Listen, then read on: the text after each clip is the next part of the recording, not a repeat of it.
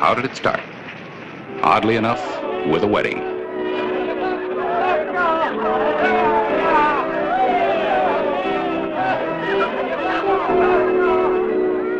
Pop Tuttle could have been married in his own town of Benson, but he had his own good reasons to be married in Tombstone. Better move to Benson, folks, where life is good.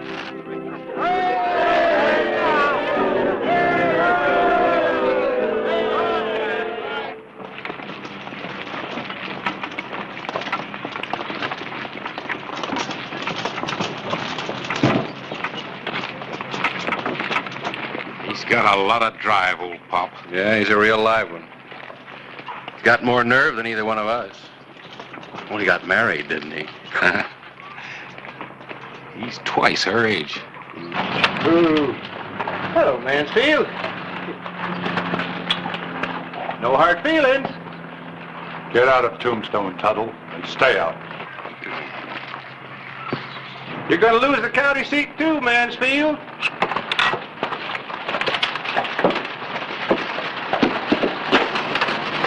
Put away the hardware, Mr. Mansfield. He's a crackpot. A dangerous crackpot. Well, maybe. But you can't kill him just because he married your girl.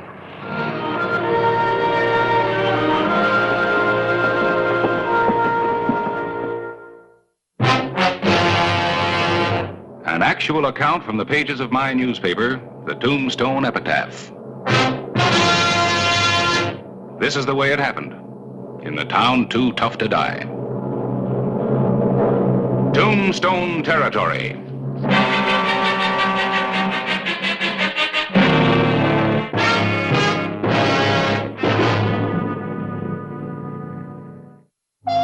July 8, 1882.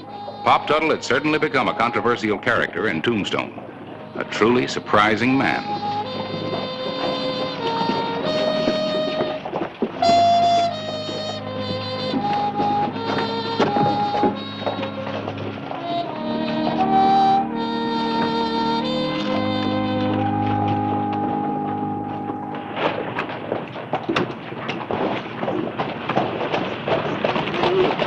Tuttle. Hey! Morning, Clay. Well, certainly didn't expect to see you back in Tombstone so soon. Why not? Well, you did just get married. What about a honeymoon? Had my honeymoon in beautiful Benson, garden spot of the territory, and next county seat. I thought maybe you might take a week off, show your wife Mexico or the Grand Canyon. I'll tell you another thing. You young whippersnappers take these long honeymoons, and do you know why? Oh, well, maybe you better tell me. Because you want to get out of work, that's why. But not me. I like what I'm doing. Selling furniture to the living and pine boxes to the dear departed.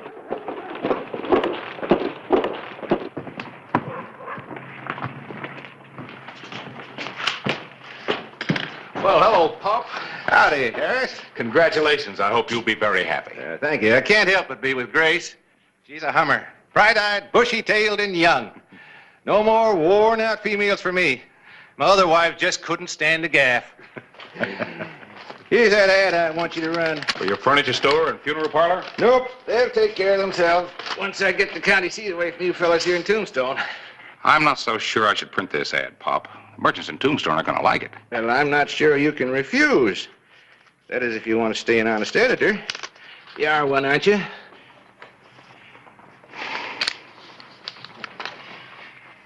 Benson has the railroad. Benson, the hub of stage routes from Tucson, Fort Bowie, New Mexico, and Texas. Look, Harris, I got to get back to the office. Just want to say good work. That headline started a lot of talk. I intended it to. Baptism of fire. An era in the history of Tombstone that'll never be forgotten. Well, I didn't know you had a fire. I didn't see it from Benson. I didn't hear nothing about it. That's the last year's headlines. That was before you moved west. I reprinted that account to remind the people what a real danger fire is. A lot of damage. Yeah, almost wiped out the town. Thanks to our inadequate fire equipment. The Red Terror of Tombstone raged unchecked when our valiant firemen ran out of water. Is that all the water you got in this town? A 7-inch line from the Huachuca Mountains? Yeah, well, of course we have the reservoir, the storage tank up above town, but that isn't nearly enough to... Now, look, Pop, Here, I'm going to change my ad. I'm inviting everybody who's afraid of fire to move to Benson. Why, we got more water than we know what to do with. Underground river's never been tapped. Look, Pop, that's pretty strong medicine. Well, you fellas here in Tombstone will just have to take it. I'll get you a nice big spoon. Yes, sir, this'll do the trick. Now we'll get that county seat. Why, in Benson, we got water to burn. Hey, that's pretty good. Water to burn while Tombstone burns. You print that instead of... Harris, get some water in the town. Easy. Easy.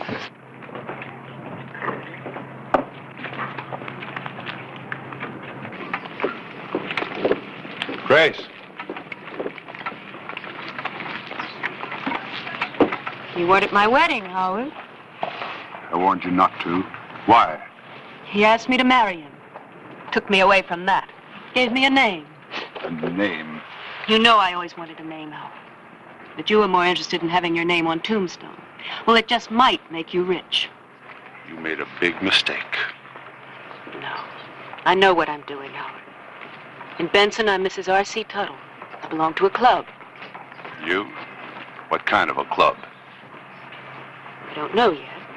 I've been invited to meet the town women in a home, not a whiskey-soaked saloon. You won't be happy. Good day, Mr. Mansfield. Grace is coming.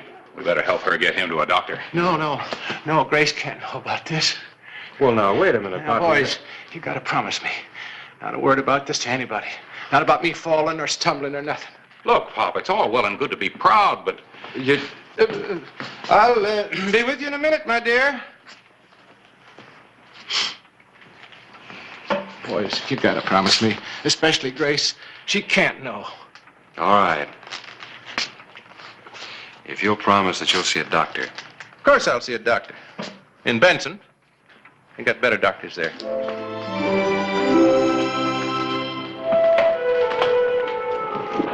I think you'll like it. On you, I'd like a corn husk.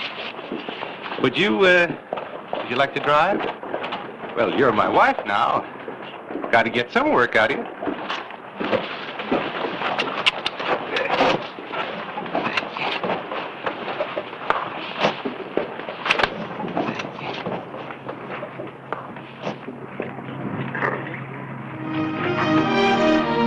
the morning of July 9, 1882.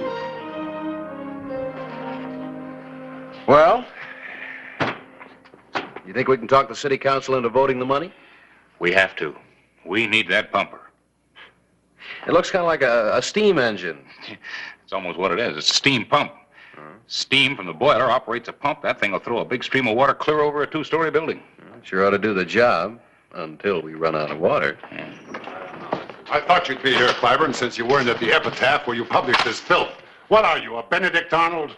Just a minute. Now, wait a minute. What's this all about? You know what it's about. Bringing this trash for Tuttle. Telling people to move to Benson because Tombstone's a fire trap. He's a crackpot. All right, you, Sheriff. Yes, Mr. Mansfield? What do you plan to do about this nuisance Tuttle? Well, I might try to get him a medal. A medal? Yes, you see, I think it's a good idea for Tombstone to feel that it might lose the county seat. What kind of nonsense is this? Well, now, maybe you'll do something about your town. Back us up. Clay and I are going before the council to ask for $10,000 worth of new firefighting equipment. $10,000. That's ridiculous. We'd have to pay for it in taxes. That's right. Well, I'm going to fight you and get everybody I know to fight you. What we've got's good enough. You take a chance on being burned out again for a few tax dollars. 10,000 isn't a few dollars. And if I get burned out, I've got insurance. Yes, I know that. You're well covered, Mr. Mansfield.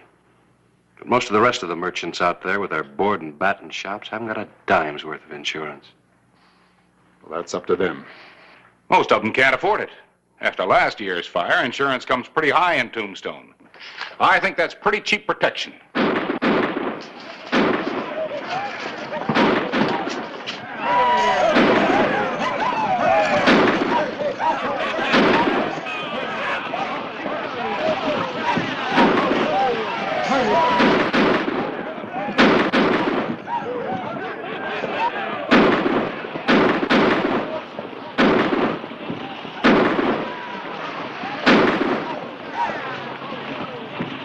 All right.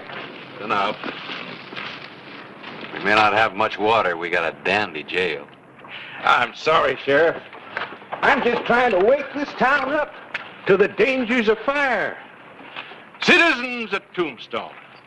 It's no law against me making a speech, is there, Sheriff? No, just so you don't cause trouble.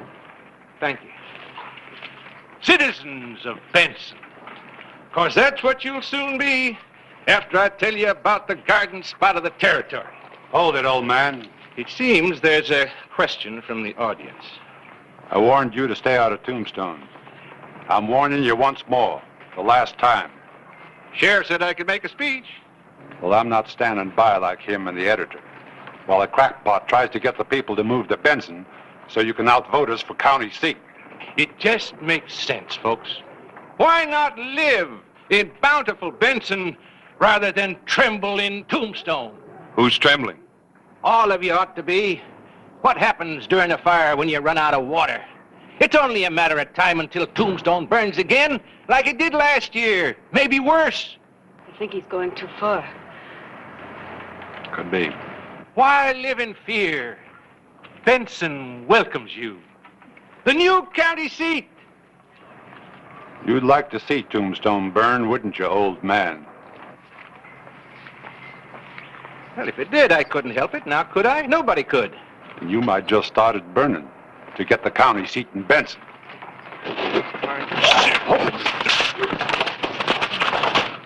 No, partner. Let him come, Hollister. The old goat asked for it. But I'm coming in to get it. Now you're asking for it.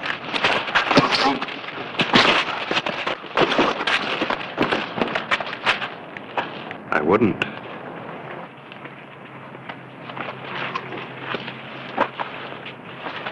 I won't forget this, Hollister. Well, that's good. I tried to hit you hard enough so you'd remember. It's the last warning, Tuttle.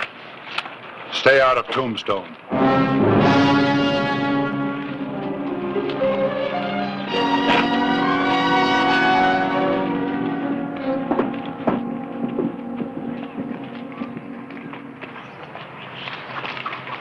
You better get out of town, fella.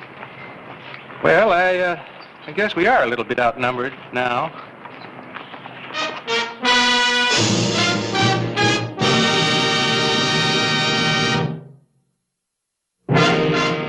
July 11, 1882. True to his word, Howard Mansfield had not forgotten the beating dealt him by Clay Hollister. There was bad blood, and it was boiling. Hello, Clay. Oh, Grace. I just drove in from Benson. Mr. Tuttle doesn't know. Things look bad. Yeah, they look bad here, too. The people are really up in arms about the way Tombstone treated Mr. Tuttle. They might do anything. Such as? Some of them have been drinking, you understand. Yeah, some of them been drinking here, too. They want to march on Tombstone. And? There's even talk of setting fire to the town. That's great. That's all I need. A civil war, killings, a fire, and all because of Mr. Tuttle and Mr. Mansfield. I tried to calm Mr. Tuttle down, but he's a proud man. He said he's going to continue with his campaign and come back to Tombstone. He said the devil with Howard Mansfield. Yeah. Well, I'm going to stop him. Look, Grace, I can't talk to Mr. Mansfield. He won't listen to me. Maybe you can. No. No, Clay, not that. He was once in love with you. Maybe he still is. And he's the only one that's keeping this feud alive. He might drop it for you. Now, look, I know it's a lot to ask, but you don't want to see Tuttle dead, do you? And if they get liquored up and fire this town... Well, just last year, 66 shops were wiped out. $175,000 worth of property damage. They could estimate that. But they couldn't put a price on the lives that were lost. All right. I'll talk to him.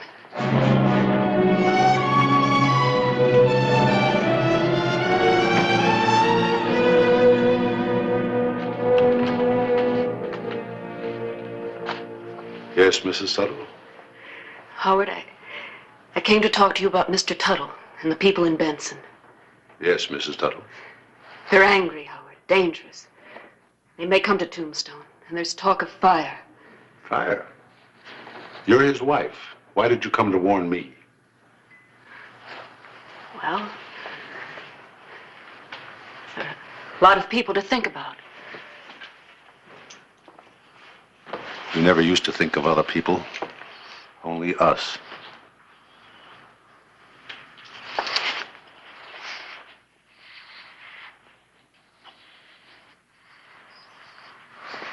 Yes, Mrs. Tuttle? You don't have to keep calling me Mrs. Tuttle.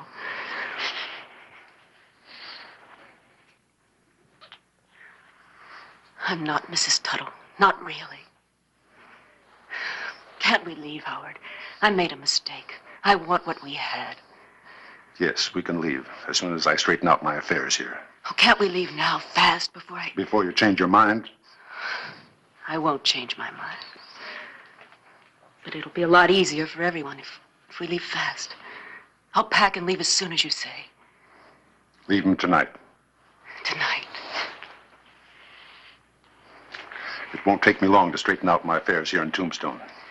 I think Tombstone's had its day already.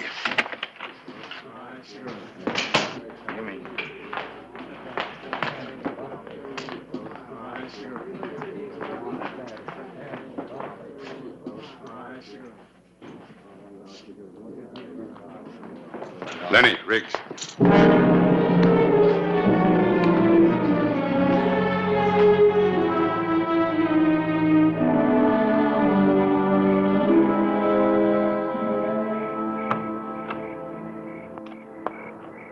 Grace. I'm leaving, Mr. Tuttle. I was coming by the store to tell you.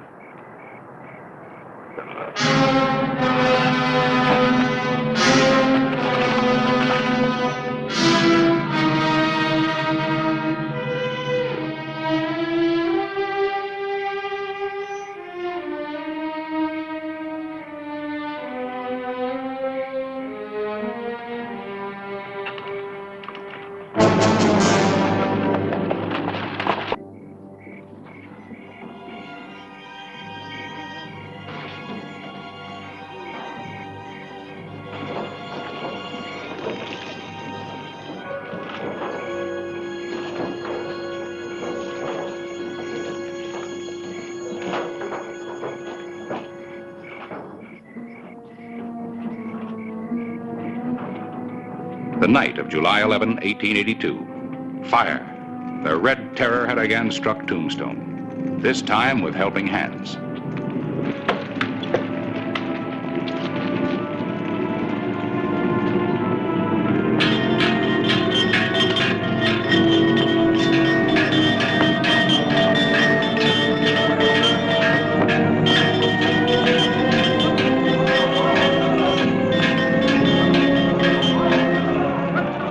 Every volunteer firefighter was the sure knowledge that our so-called fire wagon was inadequate.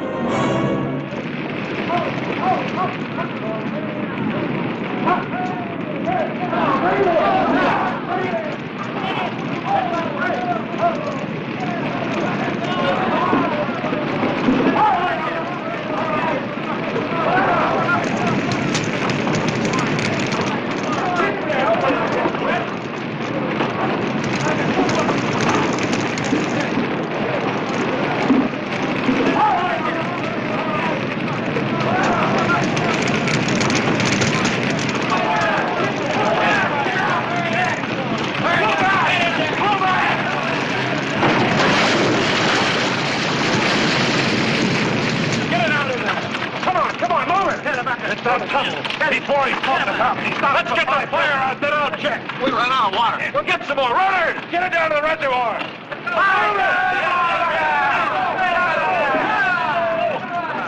Get some more water.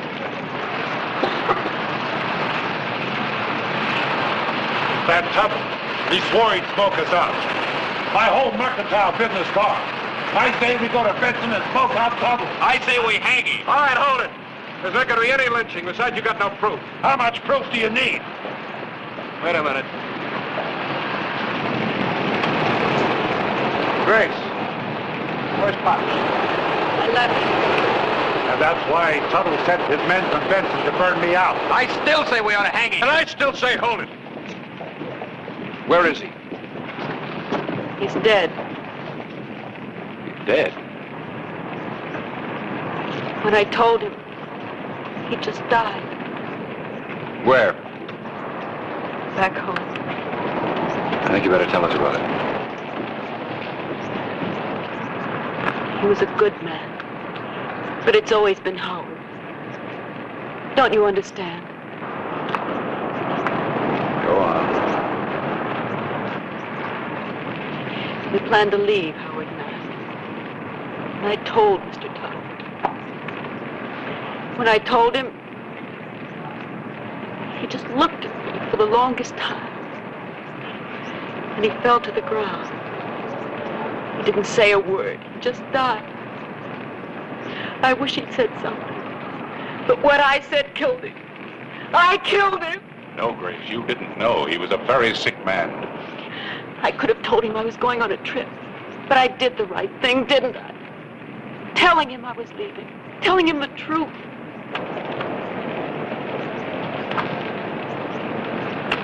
Call me when the water comes.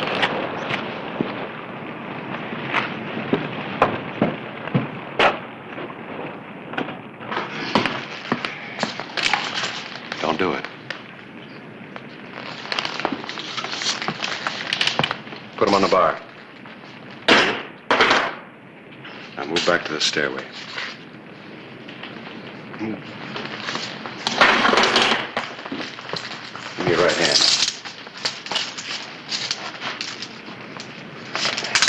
All right, stick yours through here.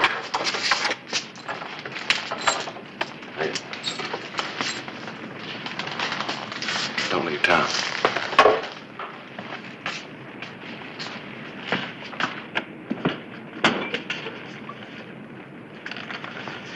You might just as well throw those insurance papers in the fire, too. For all the good they'll do you. What do you mean? Well, Tuttle didn't start that fire. And the only people in Tombstone who aren't fighting it are you and those two apes at the bar. Well, that doesn't prove anything.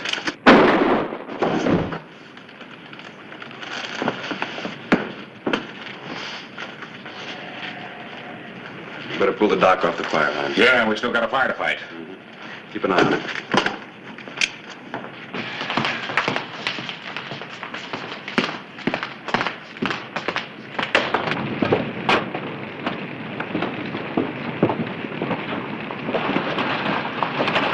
Saw the flames on the road to Benson.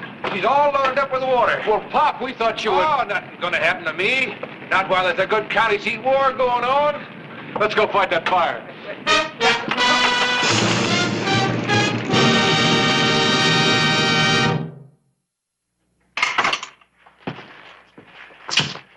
Mansfield doesn't like my jail. Guess he won't like Yuma prison either. Well, the boys have soaked the other buildings. If the wind doesn't blow up, the rest of Tombstone is safe. Well, I guess we better be getting back to Benson, Mrs. Tuttle. Are you sure you want me to after this? Everybody's entitled to one mistake. I made 3 before I married you. Of course, it's up to you to decide. Do you want me to drive, Mr. Tuttle? I wish you would.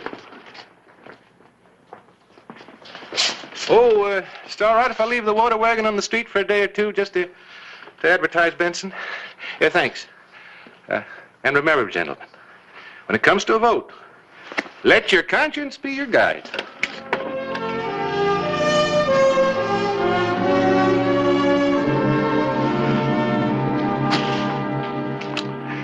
What are we going to do about that man? Well, there's only one thing to do. Elect him mayor of Tombstone. Then maybe we get that equipment.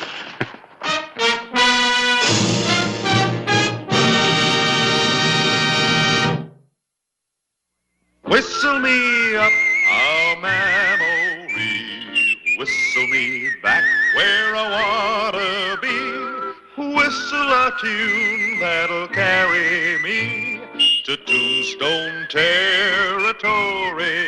If your past has run afoul of the law, it's a handy place to be.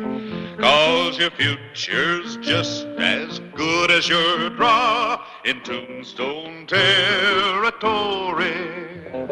Whistle me up a memory, whistle me back where I wanna be, to Tombstone territory.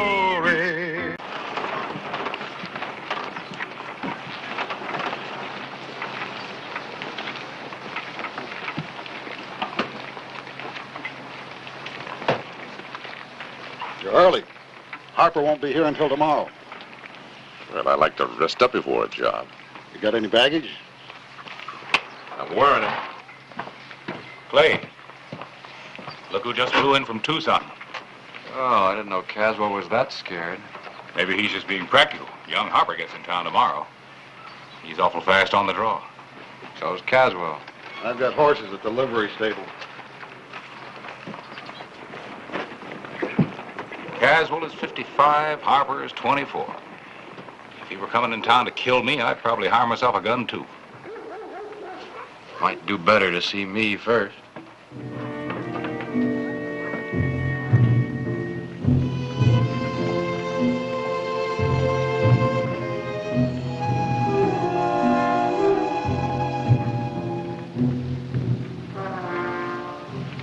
Caswell. Introduce me to your friend. Chuck Ashley, Sheriff Hollister. You passing through? Stop by for a visit. You get a short one. We don't want gunfighters in Tombstone. Man's entitled to protect himself as he sees fit. Just mind your own business, Hollister. Your feud with the Harpers has reduced both families to the last man. Why don't you drop it? Tell that to Harper and see what it gets you.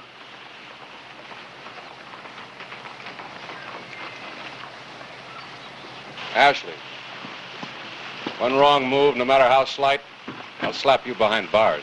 Is it against the law to spit in Tombstone? Will be if you do it.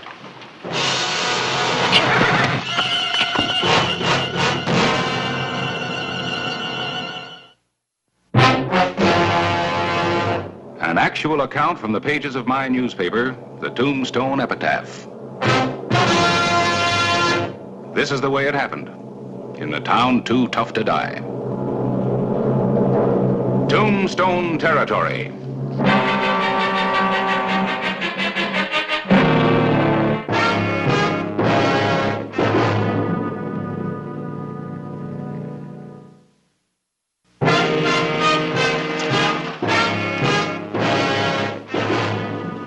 October 28, 1886. It was trouble that came to Tombstone on the following morning, and its name was Jeff Harper.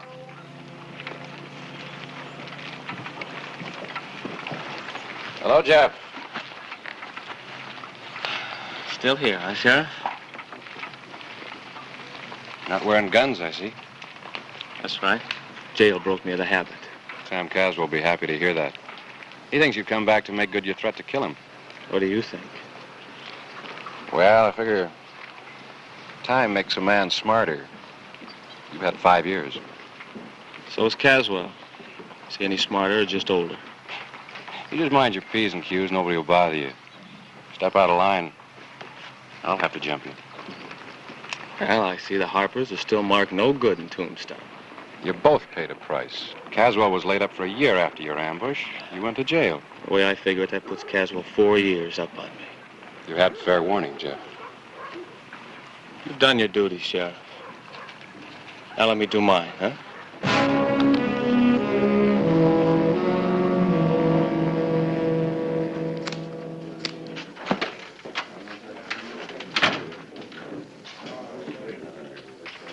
Sneak a loop, Rafe.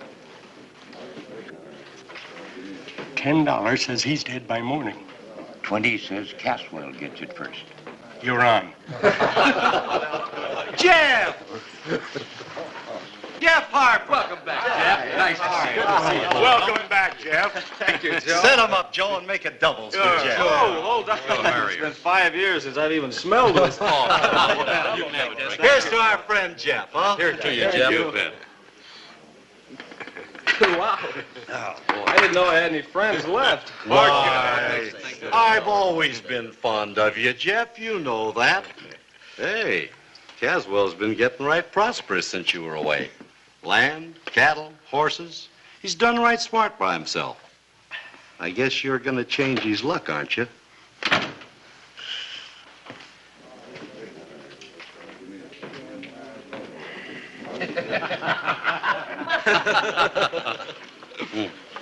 Look towards the door. His name's Ashley, a gunfighter from Dodge City. Caswell brought him into town yesterday. He don't give you half a chance, does he?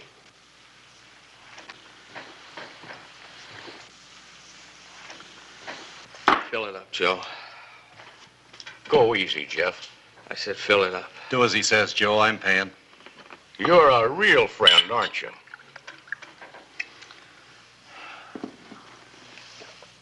You know, things are really going to the dogs around here. I can remember when a man didn't hire a two-bit gunfighter to do his dirty work. You know, boys, I met a lot of two-bit gunfighters in jail. Tall ones, short ones, fat ones, skinny ones. All kinds. All kinds, and they all had one thing in common. There wasn't a man among them. Barton. Buy the loudmouth a drink. I buy my own. I said buy the loudmouth a drink.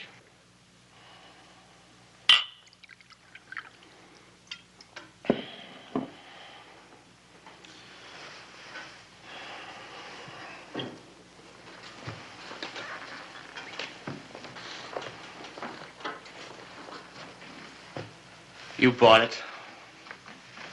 You drink it. Let's see how much of a man you are. Give him a gun, somebody.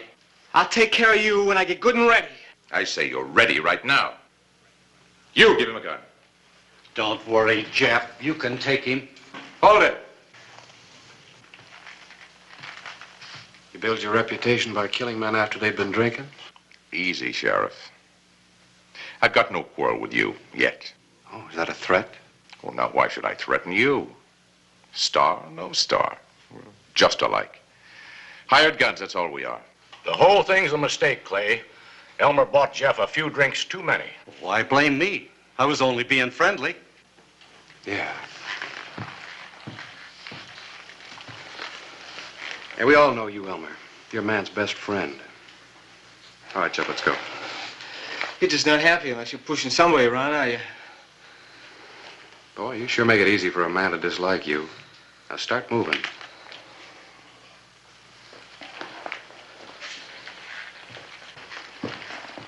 Harper. Next time we meet, wear guns. And leave your nursemaid at home.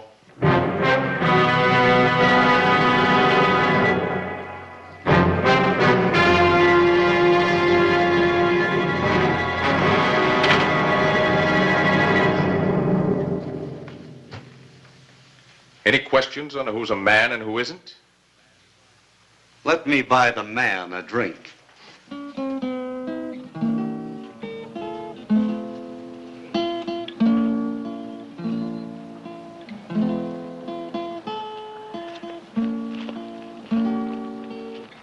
What'd you bring me here for? Want to show you something? Boy, I got a headache. Yeah? Maybe this will cure it. Some of your relatives, Jeff. Pete, Joe, Mike. Some of the Caswells. There's Lem and Bert, Dan, Eddie. This is a particularly interesting one. Terry Wayne, 1881. He wasn't either a Harper or a Caswell. Came out here from St. Louis with his wife and 2 kids to make his fortune. Got a job with the Caswells. 2 days later, he was killed in a Harper ambush. He didn't even know what he died for. Is that the tradition you've come back for? Don't you think I'm sick of this whole thing? I don't want to kill Caswell. I just came back to sell my land. I want to go to California, where nobody's ever heard of the Caswells or the Harpers. Everybody starts pushing me around. Even you. I can only act on what a man does and says. You still think I'm a killer? It's Caswell that needs reassuring. Oh, no. No, not as long as he's got Ashley. And the feud goes on and on. You can stop it. How? By telling Caswell just what you told me. You wouldn't believe me. Look, he's stubborn, but he's not stupid. You can get through to him if you really want to. Well, I'll give it a try.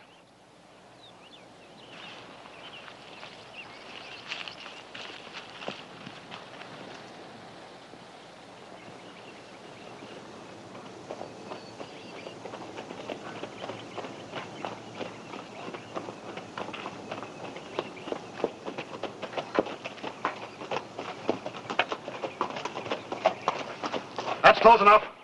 Take it easy, Sam. You want to talk, not shoot. Put your gun away. Stay where you are. Speak your piece and then get off my property. Caswell, who told you I was coming back here to kill you? You did. 5 years ago. Everyone knows the Harpers always make good their threats. Did you ever figure that maybe everyone could be wrong? You're a Harper. You're a Caswell. What's that got in us? It'll get you some lead if you don't clear out. I wouldn't live in the same town with you. I just came back here to sell my land and get as far away from you as possible. I'm not stopping you. Yeah, but your gunfighter is. Ashley? What about him? Trying to force Jeff into a shootout. That wasn't in our agreement. I only hired him for protection. Protection from what? A man who hasn't touched a gun in 5 years? Or did you think they'd let me practice in jail? I never liked Ashley when I saw him. Well, that puts a different light on things, don't it? Better get rid of him before there's serious trouble, Sam. All right. Just the same, I'm wearing a gun from now on. And I'll keep on wearing it as long as you're in Tombstone. And don't worry about Ashley. I'll ride into town with you right now and handle him.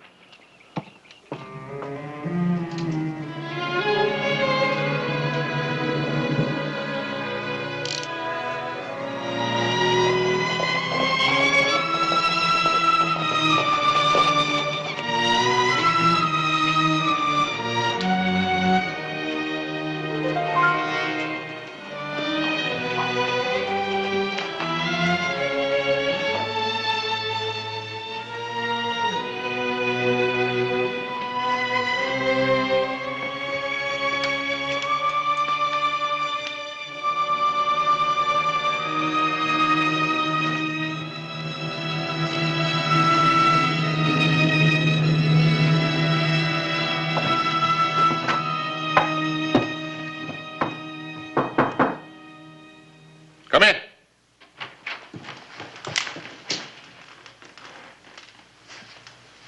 No offense, boys, just practicing. Man could get killed that way, huh? Yes, that's a fact, isn't it? Drink? Sheriff and I got things straightened out with Harper, so I won't be needing you anymore. Here's your fee. You can count it. You wouldn't cheat me. Just drop it on the bureau.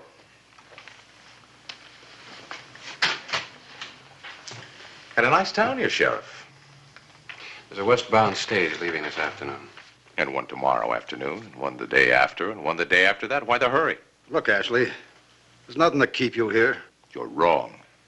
Both of you. See, Harper said things that no man's ever said to me. It was the whiskey talking.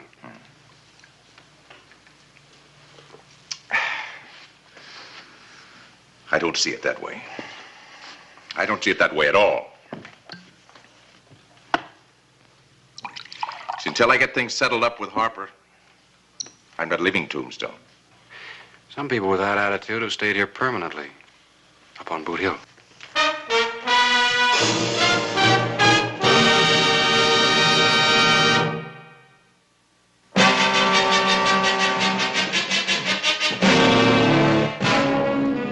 The afternoon of October 28, 1886, marked the end of the Harper-Caswell feud and the beginning of more trouble. Well, don't let me disturb you. You're not. Just thought you might like to see a proof of next week's headline. Sheriff Hollister ends Harper-Caswell feud. Might be a better headline in the making. Now, Clay, I can't be resetting type every half an hour. You seen Jerry Harper around? And he was with Elmer Fern, trying to make a deal on his land. Harris, do me a favor, will you? You name it. Keep an eye on Harper.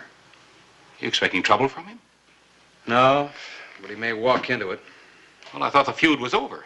It is. But Chuck Ashley's still in town. Let me know if we're sign of trouble.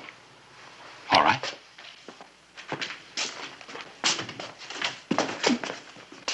Hollister? Yeah? Aren't you going to do anything about Ashley? He hasn't committed a crime yet. What are you going to do? Wait until he kills somebody? I'll take care of Ashley when I think it's the proper time. I'm telling you, the time is now. I'm getting real tired of you, Caswell. You make a mess and then you expect other people to clean it up for you. That's your job, Hollister. That's what you're paid for. Clay! I can recommend that gun highly. It's a veteran. Pick it up. $10 Harper refuses. $10 says he don't. What are you waiting for? Your nursemaid to come pick it up for you? I've heard it said that the Harpers are a fighting family. Are you sure your name is Harper? Leave it alone!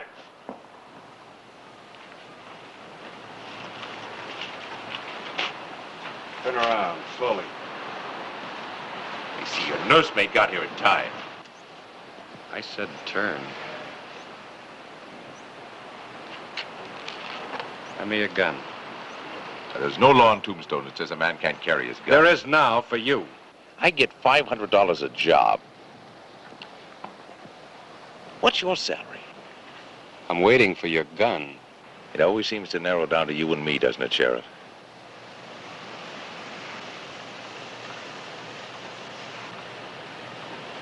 Tarper I want, not a substitute.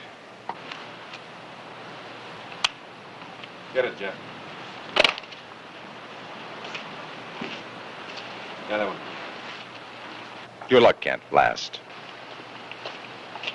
That westbound stage is due in half an hour.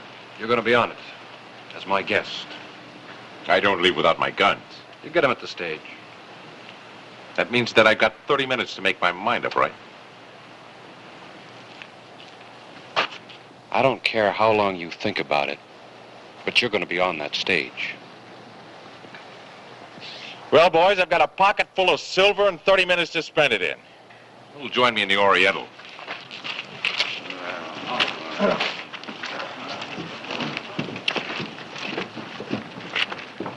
I was going to pick up that gun. I know. I saw you go for it. So did I, Jeff. Some people will say that I saw you coming, that it was just an empty gesture. It doesn't matter what they say. Yes, it does. It does to me. You've left me no choice, Sheriff. I'm going to have to prove them wrong.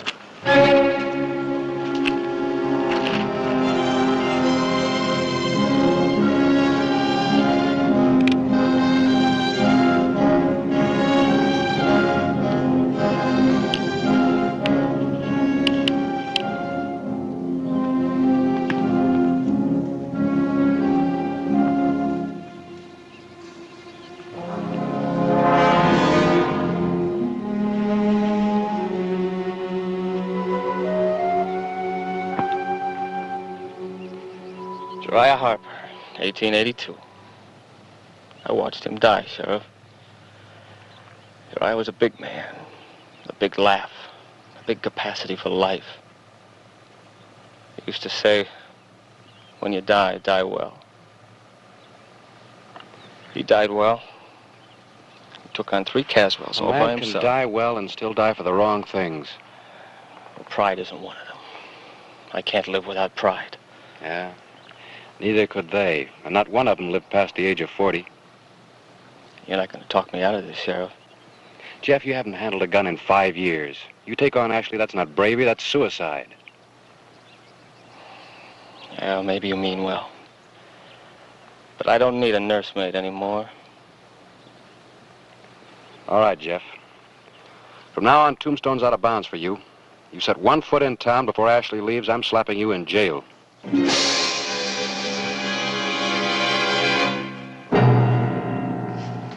Believe me, Hollister, I didn't expect all this fuss. I was only trying to protect myself against Harper. I'm 55 years old, Hollister. Life becomes more precious to you as you get older.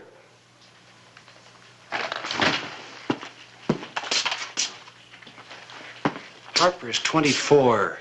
Don't you think life's precious to him, too? Well, it's a dog-eat-dog world. I know if there's any real trouble, you'll take care of it. Thanks. Stage is pulling in. I hear the smart money is betting that Ashley won't be taking it.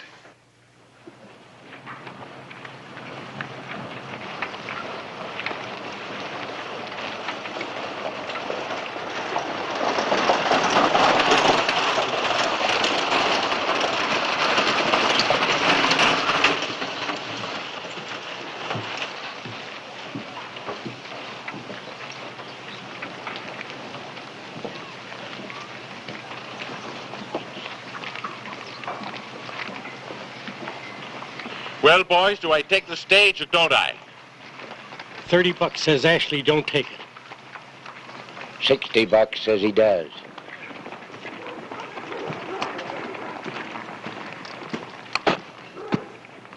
You all ready?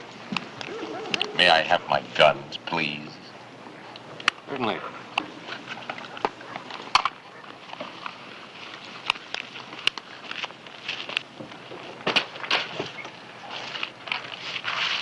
You just made yourself a big mistake, Sheriff.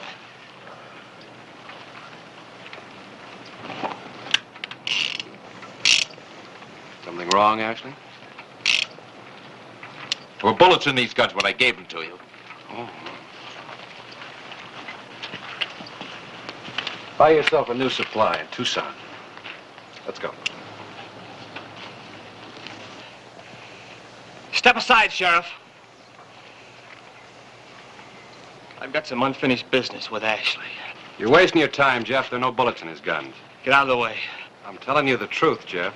You're through telling me anything. Now step aside. Look, there's no point in challenging an unarmed man. Look, for the last time, I don't want to shoot you down, too.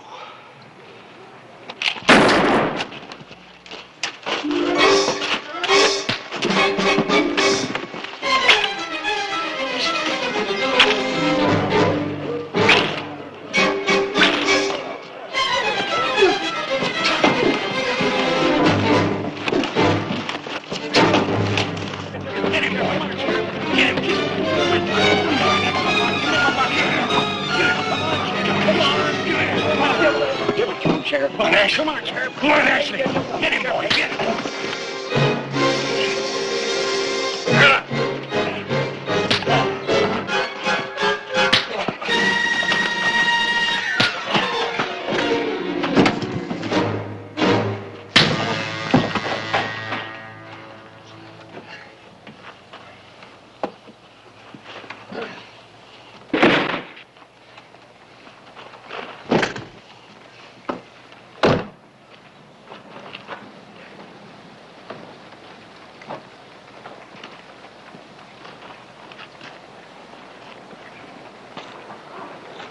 There you go, boy.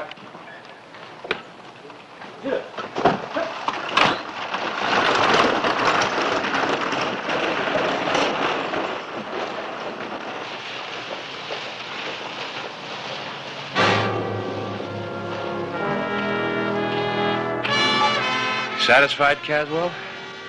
Earned my paycheck this month?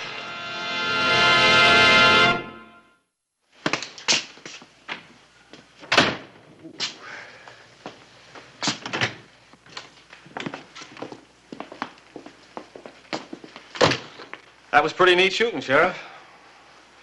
Well, I've had 5 years more practice than you have. You gonna need this in California? Yeah, I probably would. That's why I've decided to stay here. I guess it's better to bury feuds instead of men. Will you join us in a drink at the Oriental? No, thank you. That doesn't come under the heading of official business. Hollister, you're getting to be as hot-tempered as I am. I never saw you beat anybody the way you beat up Ashley. What came over you? Well, it's easy. Every time I hit Ashley, I thought about you. Guess I deserve that. Let's go down and get that drink and see if we can get to know each other. Well, Harris, what's your new headline for next week's Epitaph? It's 3 days till deadline.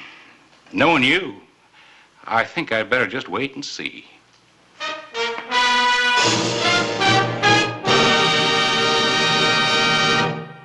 Whistle me up a memory, whistle me back where I wanna be, whistle a tune that'll carry me to Tombstone territory.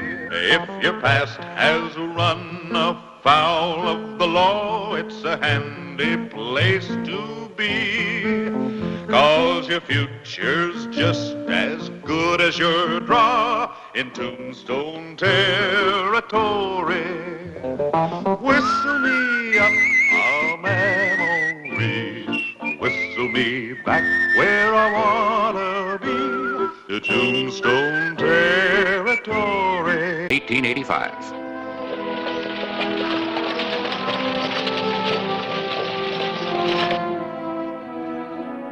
The Birdcage Theater had just ended the successful engagement of the fabulous Miss Anita Torson. Well, help me. We have to catch that stage. Well, if you'd get rid of some of these silly costumes. Well, they're not so silly. This is the dress I was wearing in Virginia City when you came backstage and introduced yourself. Well, they're not too silly.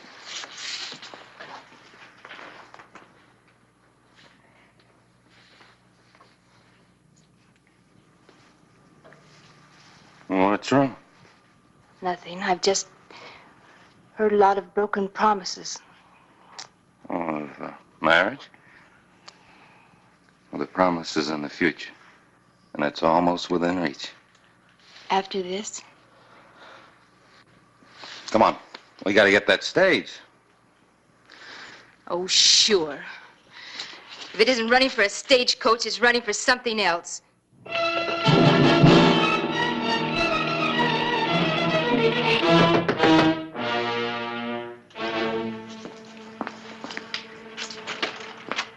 It's the sheriff.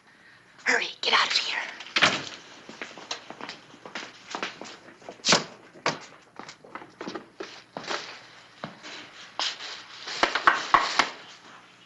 Well, I'm glad to see someone. Would you help me, please, Sheriff? Help you? The dray man hasn't come yet, and I'm going to be late for the stagecoach. Well, I've asked the stage to wait for a few minutes while I had a word with you. Oh, I suppose you want my autograph. No, ma'am, I have something to give you. Well, how nice. What a surprise. What is it? Warrant for your arrest.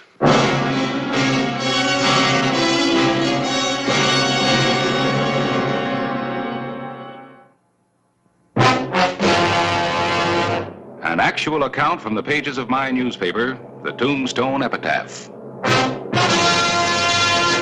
This is the way it happened. In the town too tough to die. Tombstone territory.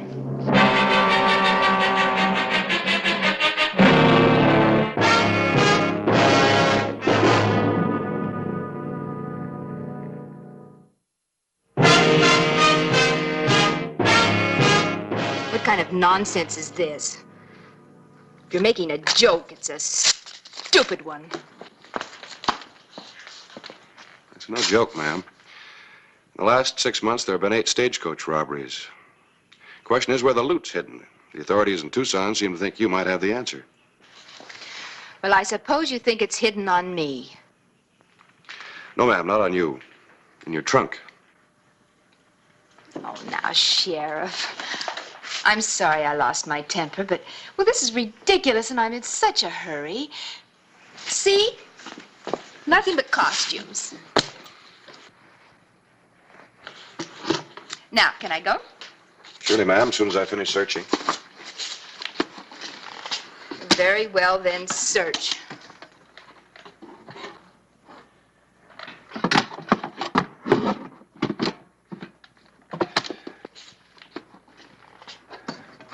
this is so embarrassing.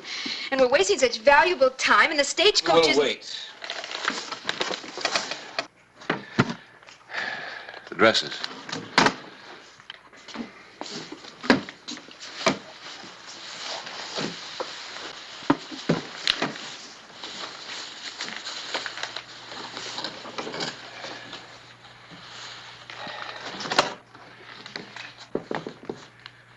May I see that one, please? Let go of it.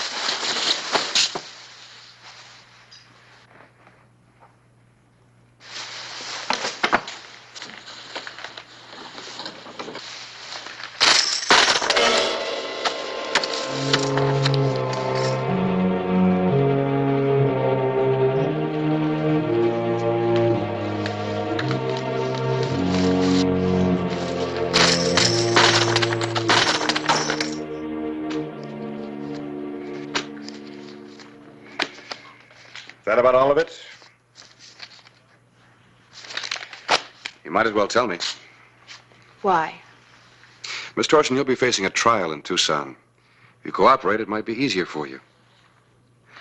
You see, about all I know is that the leader in these holdups is a man by the name of Boone Cahill. But I don't even know what he looks like. You do. That's your problem, Sheriff. All right. But it's quite a stage trip to Tucson. Maybe you'll change your mind on the way. I'm getting off at Benson. Tucson. All right. But it is a long ride to Tucson, and you just might meet Boone Cahill along the way. You'll spot him all right, because he'll be the one shooting at you.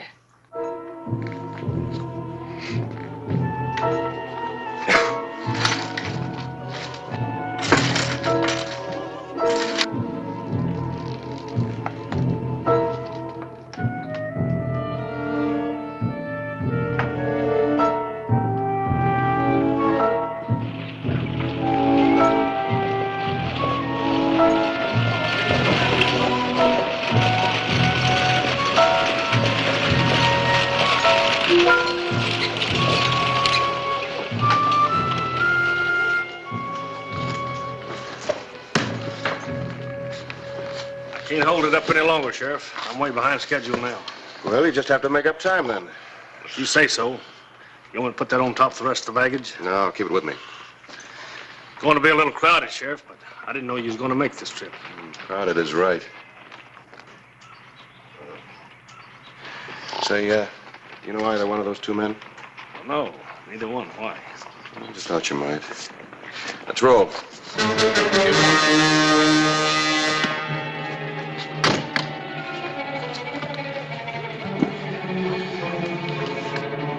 Get up, Brownie!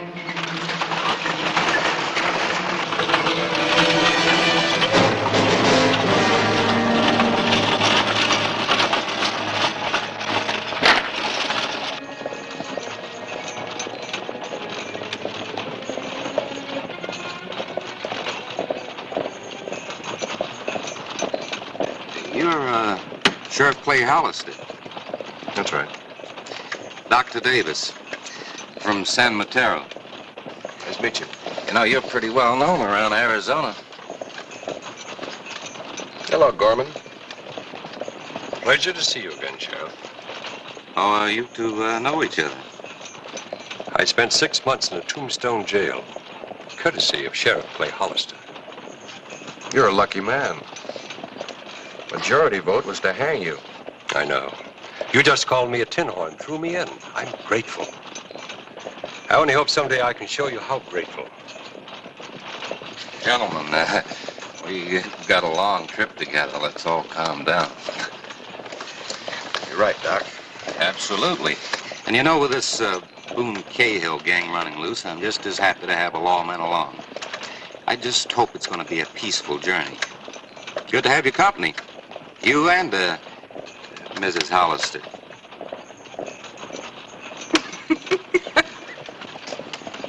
Gentlemen, this lady is my prisoner. So during our stops, I'd appreciate it if you neither spoke to nor approached her. Sorry if that sounds unfriendly, but it's the way it's got to be. Of course, Sheriff. You're only doing your duty. Why, sure. Aren't you afraid she might escape? Healthy woman like that? and only one sheriff to handle her. You just remember what I said, Gorman. Well, it's going to be a long trip. Good night. That was a very impressive speech, Sheriff. Afraid there might be a gentleman on the stagecoach who might try and help me. Doesn't it come through to you that their problem is to make sure that you don't testify? There's only one way that they can make sure. Well, I'm not worried, so don't try to frighten me. Besides, I don't want to betray my... Betray your friend? The gentleman that killed an unarmed stage agent? The friendly fellow that pistol whipped the passenger to death? Boone Cahill never murdered anyone. Would you care to talk to the agent's widow or his kids?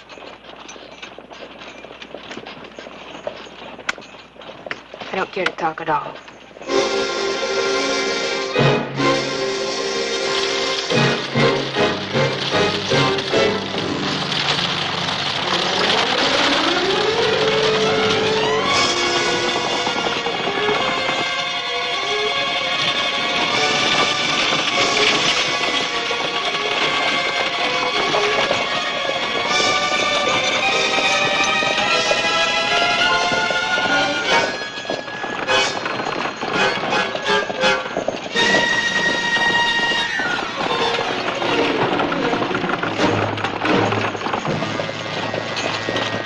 What are you doing? Man, can't you see that buckboard up ahead? Must be some trouble. Stopping for him. No, you're not.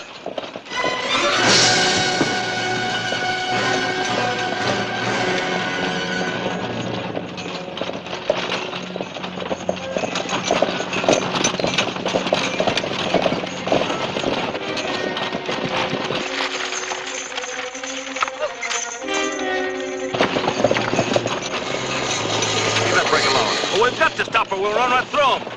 It'll be just fine. We keep on rolling. Oh, no, we don't. Move! Let's see you drive. Yeah! What's going on? I don't know. You gone loco, Sheriff? Fellas must be stopped for a reason. I agree. If we don't stop, we're going to run right through them. That's the idea.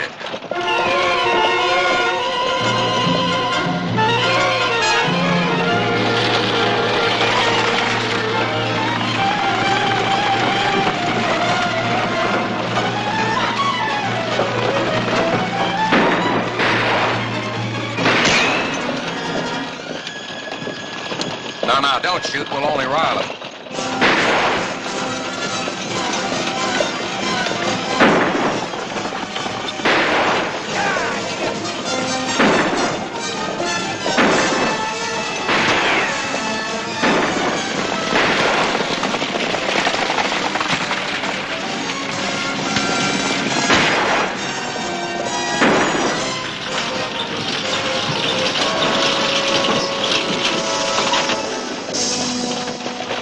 Slow him now.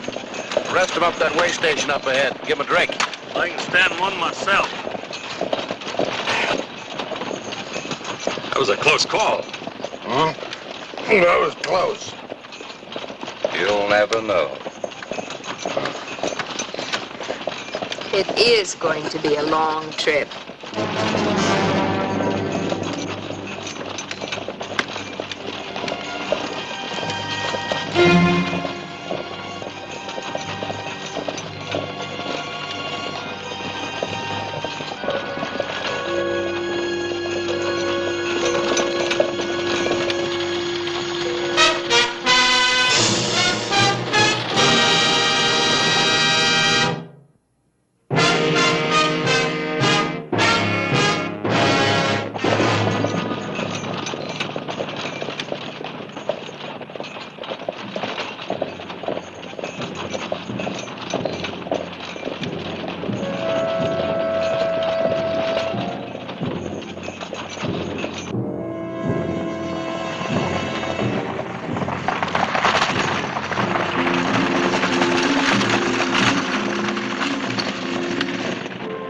The afternoon of August 12, 1885. A way station on the road to Tucson. A destination that some of the people were not to reach. Alive.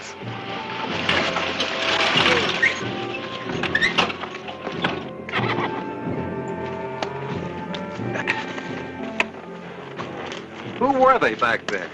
Highwaymen? Yeah, or Boone Cahill's bunch. Same thing. Would have been wiser to stop and be robbed. Might have all been shot. We weren't. Say, you get a little drink in there? Yeah. You can also get food. Well, you go to your church and I'll go to mine. Driver, you gonna water your horses? After I get a drink.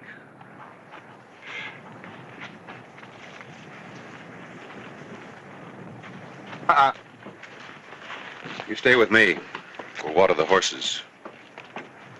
How very romantic.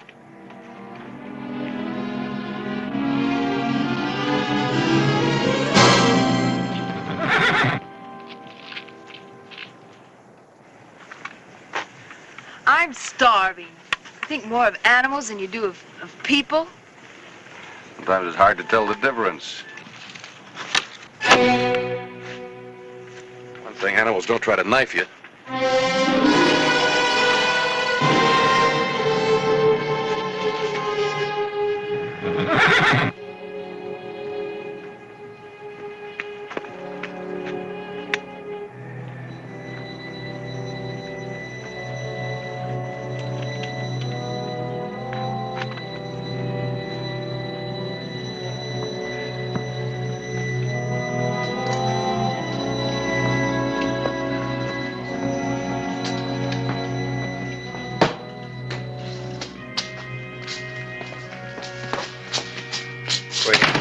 Everybody up here to the center of the room.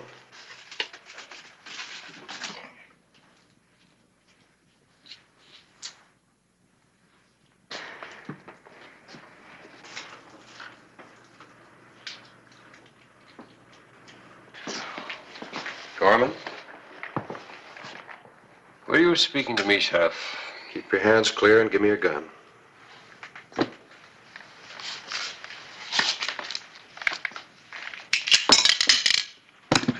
This man go out?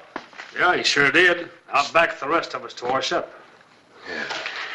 Well, somebody tried to knife me out there. One of you. I don't know which one, so I want all of your guns. I'll sit on them for the rest of the trip. Well, you're swinging a lot of weight for a man that's out of his territory, Sheriff. He's right. I'm supposed to have the say-so on this trip. Why, Clay, you seem to be getting unpopular. Sorry, Sheriff, but without some authority... You see my authority. Yeah, if you put it that way. That's the way I put it. Well, I'm going out. Sure, friend. Just as soon as you give me your gun. Yeah? Well, listen. I am tired of taking your orders, Bucko. Just who do you think you are telling me what to do? Why, didn't you know? This is the great Clay Hollister. Claims he's the toughest man in Arizona Territory. Him? Listen, you take off them irons and I'll break you in two. This sounds more interesting than food. Sorry, I'm a peace officer. I'll have to forego that pleasure. Your gun. Drop it, Clay. Drop it. Come on, now, I've got it. Are you out of your mind? Why, no. I just don't like seeing my old friend Clay Hollister shot down. You surprise me, Gorman. After he threw you in jail and called you a tin horn? That he did, lady. But he also did something else. He kept a mob from stretching my neck. I don't like you, Hollister, but I pay my debts. Fair enough. I did get bounced around a bit, and I'd like to even that out, too. So, my hairy friend, if you'd like to bounce the sheriff around a little, go right ahead. What? Oh, sure. You sure you want to play it this way, Gorman? Quite sure. You've got a big reputation, Hollister. I want to be impressed. Come on, law man.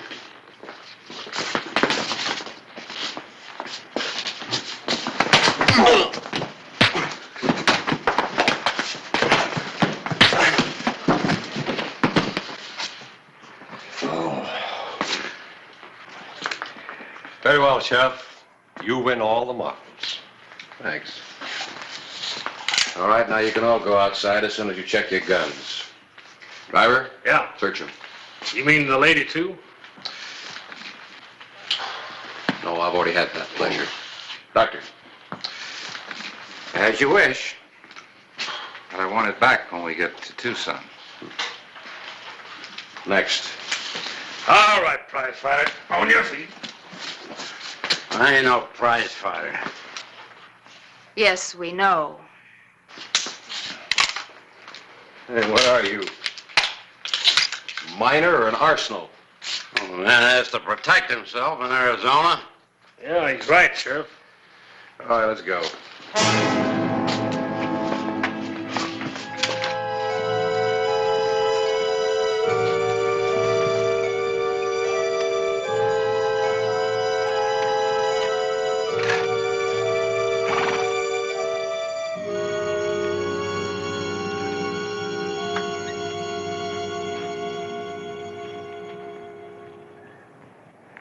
It was a nice try you made, Thanks. but a hopeless one. Can't you get it through your head that all Cahill wants is you dead? That's a lie. Why do you think they shot at the stage? I'm not interested. Sorry. All right, I'll do it my way.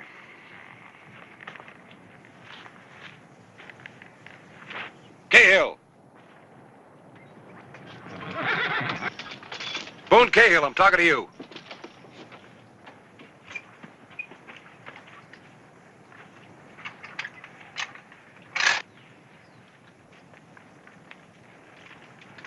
One of you is a murderer. The next stop is Tucson. When we get there, you're a dead man. But, Sheriff, I thought you said you didn't know who Cahill was. I didn't, but I do now. I didn't tell you a thing. That's all right. You're safe now. There are no more stops between here and Tucson. I know what you're trying to do, but I didn't tell you anything. What are you so nervous about? I thought you said you weren't afraid of Cahill. I'm not. Then you've got nothing to worry about. Look here, Sheriff. We all know what you're trying to do. Forces Cahill to make a move. But personally, I can't approve of the way you're going about it. Tell me, what's your interest? Why? Open the bag. Now, what is this? You say you're a doctor. Well, of course. Everybody knows Dr. Davis. Well, let's see what you know. Empty it. Sheriff, may I suggest... You know, you're nervous and a little overwrought. I think these pills will fix you up just fine. No, thank you. Did you think I was your gunman? Just being careful. Empty the bag. You know, it's a funny thing.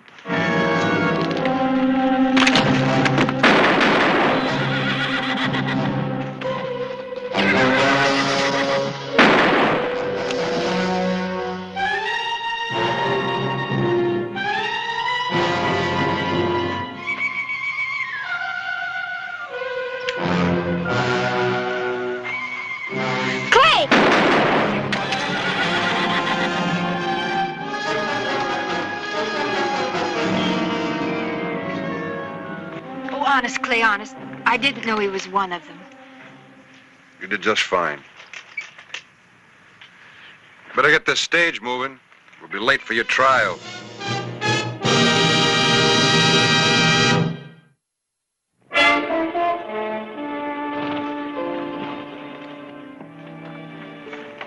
You're not going to get away with this, Sheriff. You just wait till the boys... Cahill's dead. Little gang's finished, and so are you. Gorman, you're now a deputy.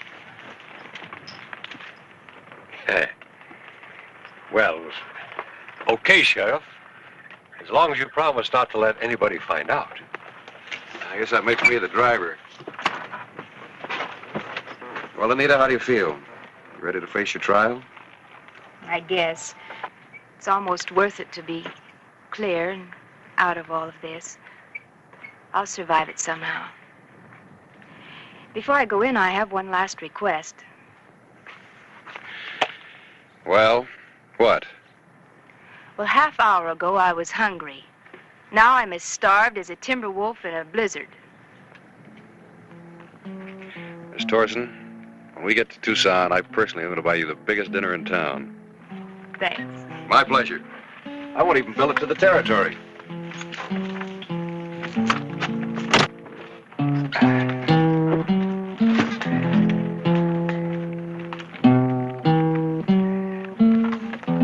Up, Rowdy!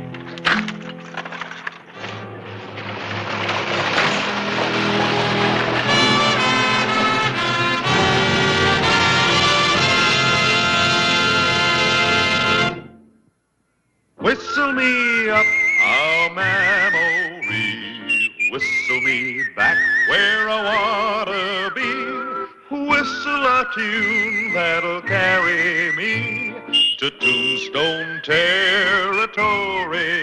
If your past has run afoul of the law, it's a handy place to be, 'cause your future's just as good as your draw in Tombstone territory.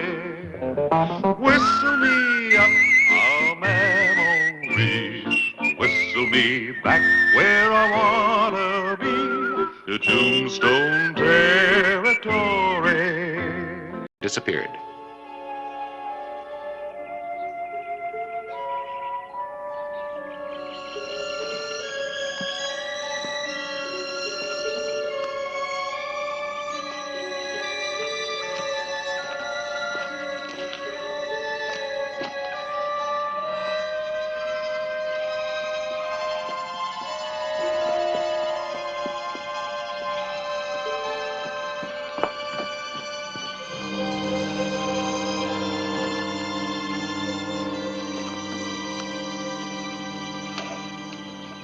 Any mail, Bert?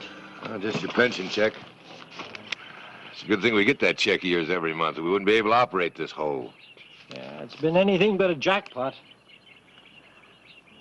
Bert, give me a tenth of what I paid for my share of the mine, and I'll go back east where I belong. Deal's a deal, Cooley. We'll hit pay dirt. I'm tired. I want out. $300 a month for the rest of my life? What do I want with more? I'm getting out if I have to give it away. You ain't running out on me. We're partners. Not in this yarn. I'm leaving, Bert. I won't hold it against you for misrepresenting the mine. You ain't going nowhere. What are you going to do? I figure to collect $300 every month. Now, give me that check. You can't cash my checks. I can write your name as good as you can. Sheriff Clay Hollister was returning to Tombstone. He heard a distant shot. Could have come from any one of the wild canyons. Many mule deer in the mountains. It could have been a hunter. He rode on.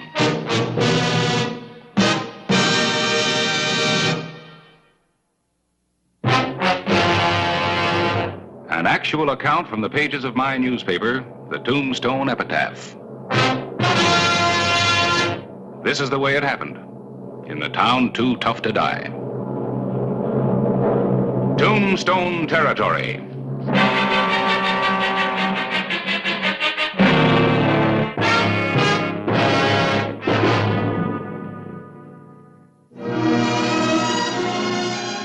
Late afternoon, August 12, 1881.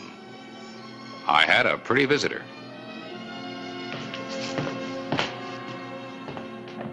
Oh, Clay! Clay?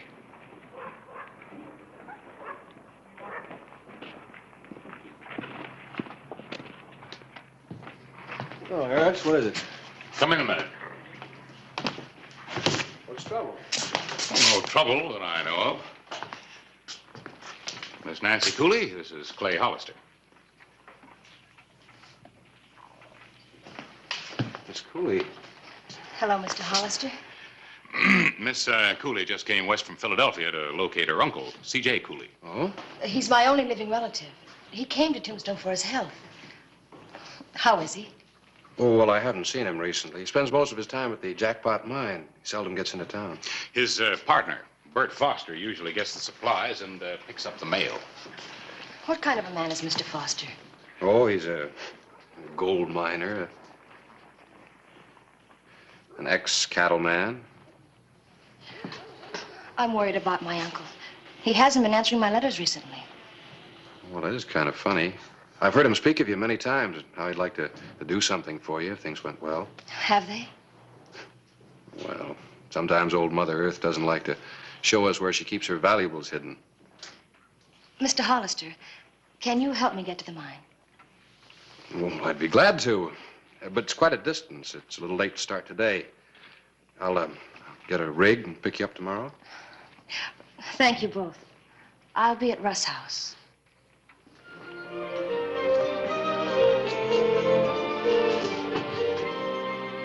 Thank you.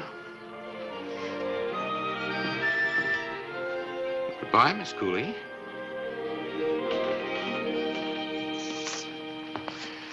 Ex-cattleman. Well, I guess there's no point in telling her that you arrested Bert Foster for cattle rustling a couple of years ago. No point. Besides, nothing was ever definitely proved. A lot of dirt never gets cleaned up. Bert never forgave you for that. I never forgave myself for not getting him convicted. Be good seeing Bert again. It'll be good to see Nancy again. Beautiful girl. Of course, you could send her out with one of your deputies. But I guess our sheriff likes his sheriffing. You could be right.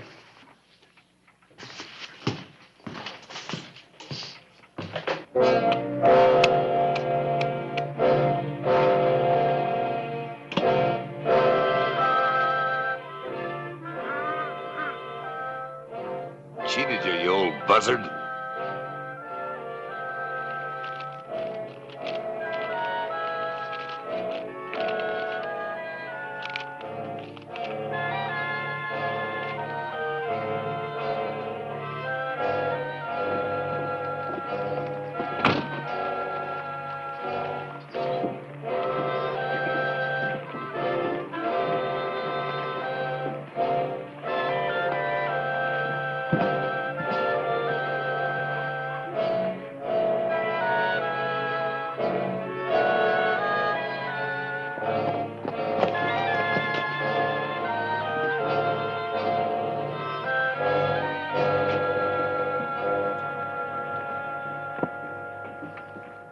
Call again.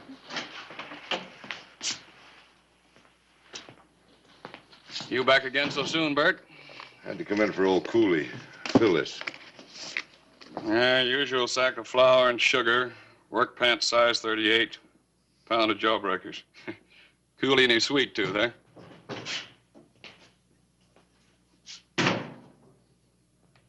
A box of 45s. And a box of 45s. I'll get it together. Hello, Bert. Just coming out to your place. What for? Cooley's niece is in town. She wants to see him.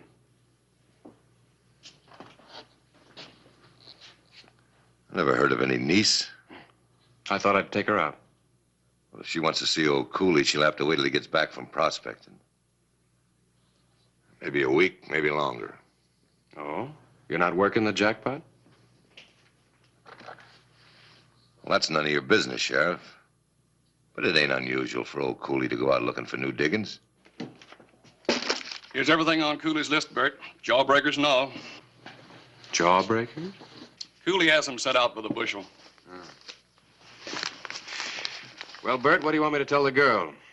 She may still want me to take her out and have a look around. Don't, Sheriff.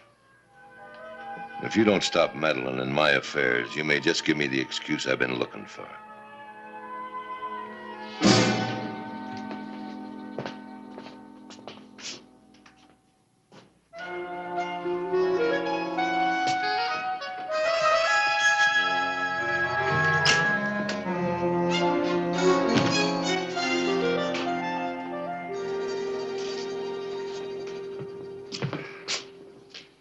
You all ready for the trip? Mm-hmm. I want to see more of Arizona. It's fascinating. Oh, that's good. And it won't be a waste of time even if we don't see your uncle. What do you mean? Oh, Bert said that he'd be gone for a week prospecting. Prospecting? Well, that really worries me. Unless his health is improved, he wouldn't be able to stand it. He doesn't need the money. Well, I heard he sunk quite a chunk of it into the mine. He still has a pension check, $300 a month for life.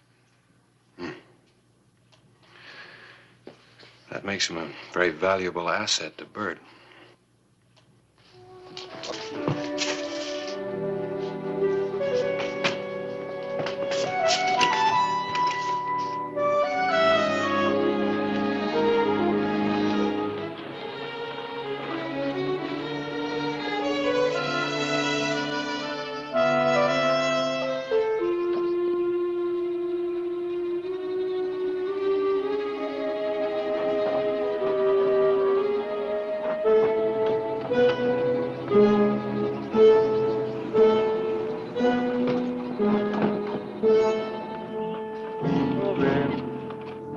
It's beautiful.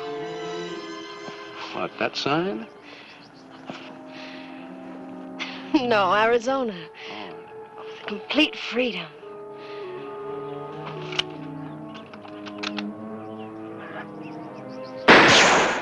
Hop me, hop. Come on. Hop, hop, hop, hop. Oh, babe. Could be he doesn't know who we are. You stay put.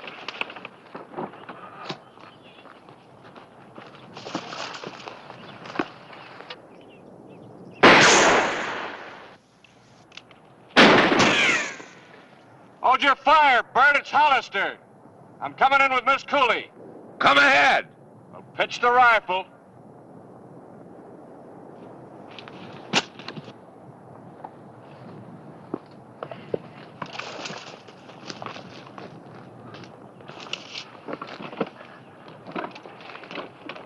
What's up, babe?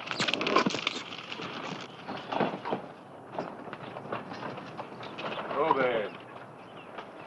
I didn't know it was you, Sheriff. You could have got yourself killed just like any other trespassers. Well, you're either a bad shot or you're lying. Has my uncle returned? No. I told you it'd be a week, maybe longer. Maybe you'd like to leave a note in the bunkhouse, Nancy. I'd love to. Go ahead.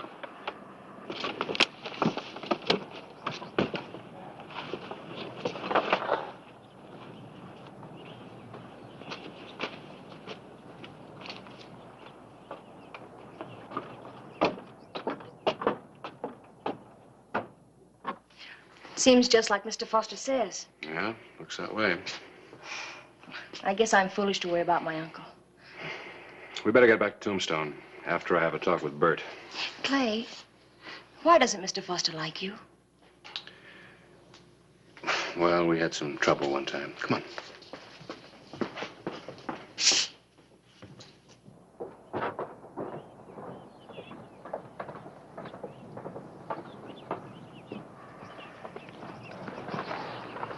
Satisfied? Yeah, I'm satisfied that Mr. Cooley isn't here now. But it seems to me that if a man were going prospecting, he'd sure let his partner know where.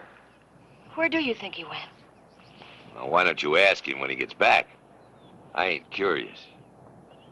When he does get back, tell him I'm waiting in town. But he doesn't go to town anymore. Trip tires him out. Oh? But he's still strong enough to go prospecting for a week. Well, that's different. When you're after gold. Yeah.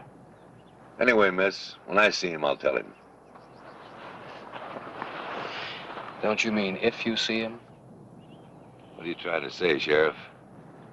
All I'm saying is that if Cooley doesn't show up soon, I'll be back to find out why.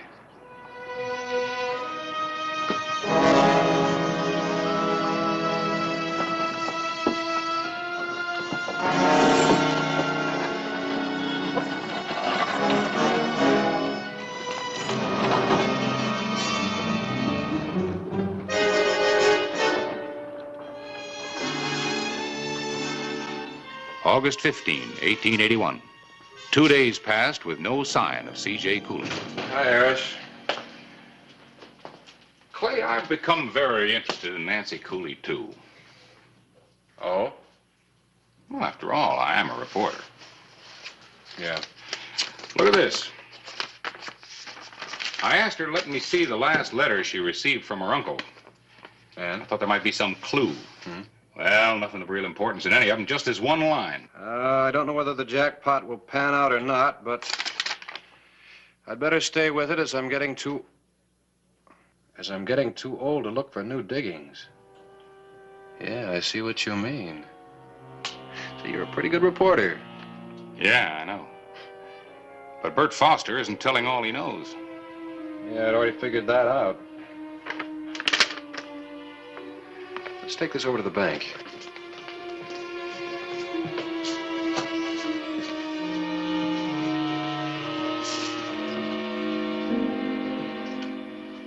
Mr. Bradley, did Bert Foster cash Cooley's pension check here a couple of days ago? Well, he does it often. Anything wrong, Clay? Maybe. Have you still got the check? Yeah, it was going east in the mail today. Let's see. We suspect a forgery, Jim. Looked all right to me. Took for granted it was Cooley's signature. What do you think now? Does look a mite wobbly. Let's check it against his signature when he opened his account. Here someplace. There it is. Well, now. Does look kind of fishy at that. That's enough to go on. Had we better tell Nancy what we suspect? Oh, his niece. I saw her right out that way this morning, just as I was opening the bank. Clay reasoned that if Bert had murdered Cooley, he wouldn't hesitate to kill Nancy. Gravely concerned about her uncle, Nancy Cooley had rented a horse early that morning and started for the mine alone. She had a good 3-hour start when Clay rode out in a race against time and death.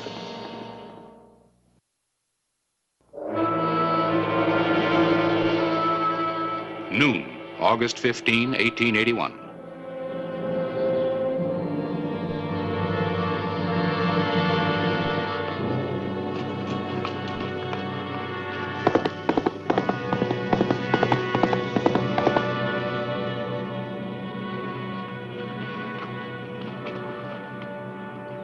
Where's the sheriff? Oh, I thought it best to come alone. Knowing there's bad blood between you two, I didn't tell Clay I was coming. Mr. Foster, I've got to know about my uncle. I told you he ain't here. But you must know where he went and if he's all right. Just what are you after? His money? It's all sunk in that mine. This pension check ain't gonna do you no good, because that stops when he It dies. isn't his money. I came west to be with him, to help him if he needs me. I don't reckon he needs you. He does if he's ill. Old Cooley's the last one in the world who would need a doctor. Why do you laugh? Oh, it just struck me as comical.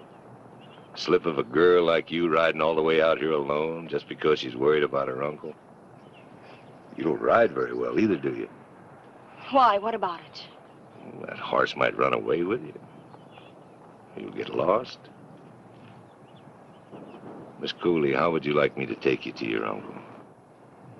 That's why I'm here. Can't do no harm.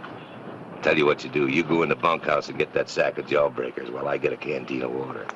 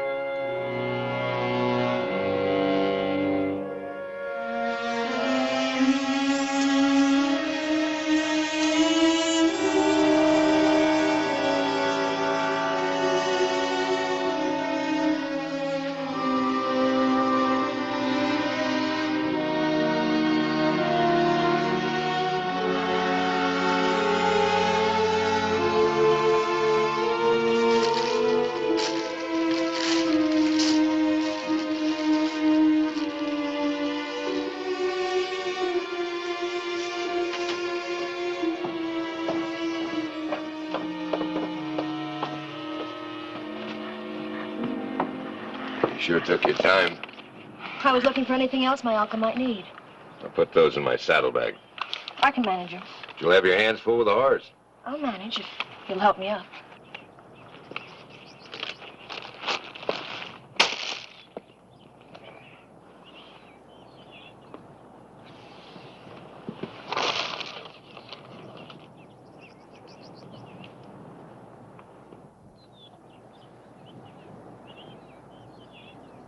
Where'd you get this? I thought my uncle had forgotten it. Old Cooley never used a gun. I even forgot he had one.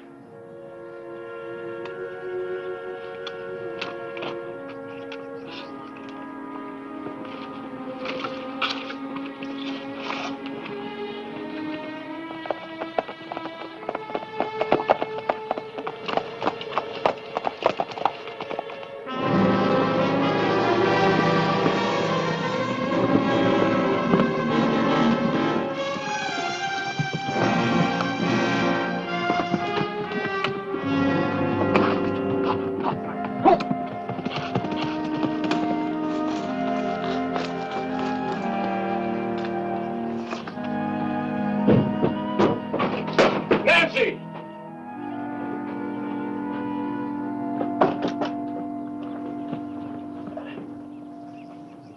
Nancy!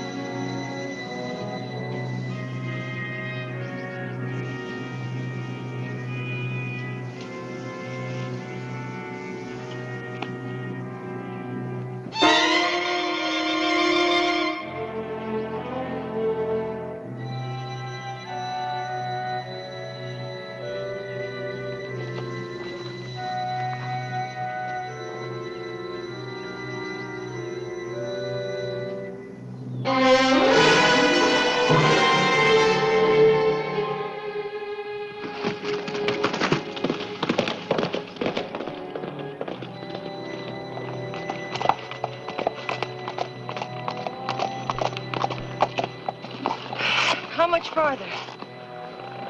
It won't be long.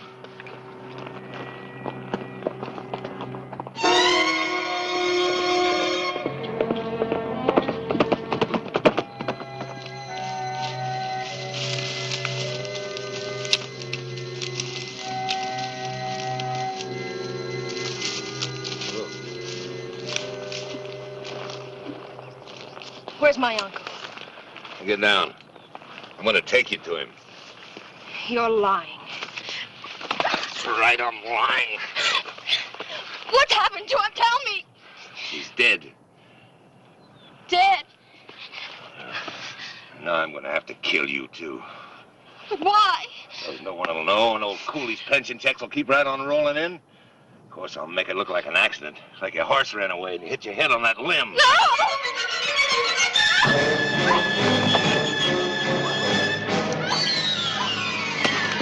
Let it go, Bert!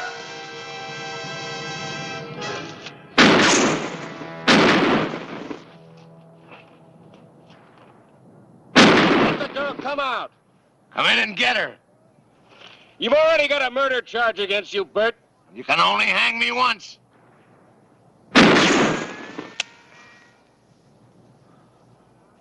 Come on out or I'm coming in after you. Come on in, but don't shoot. I'm out of shells.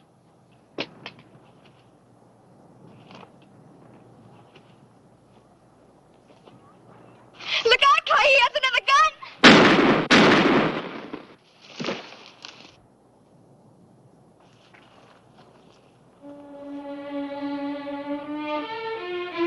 You old son of a gun.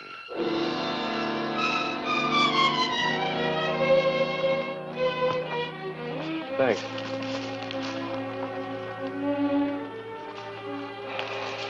I better get him back to Tombstone. I'll come out tomorrow and pick up your uncle's things. I'll come with you.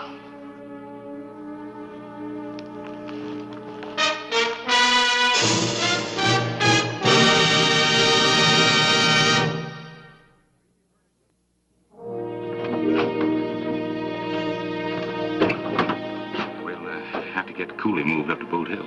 Yeah, I'll send the boys out tomorrow.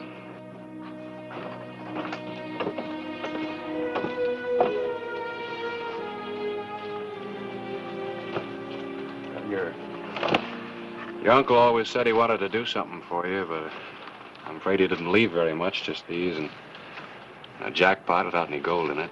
He did something for me. He brought me to Arizona. You really like it?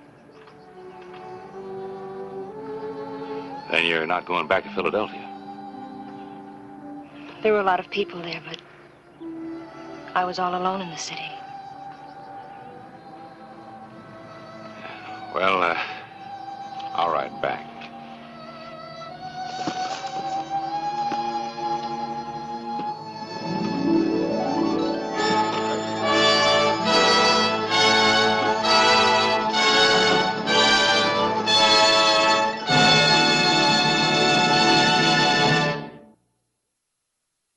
Whistle me up a memory, whistle me back where I wanna be.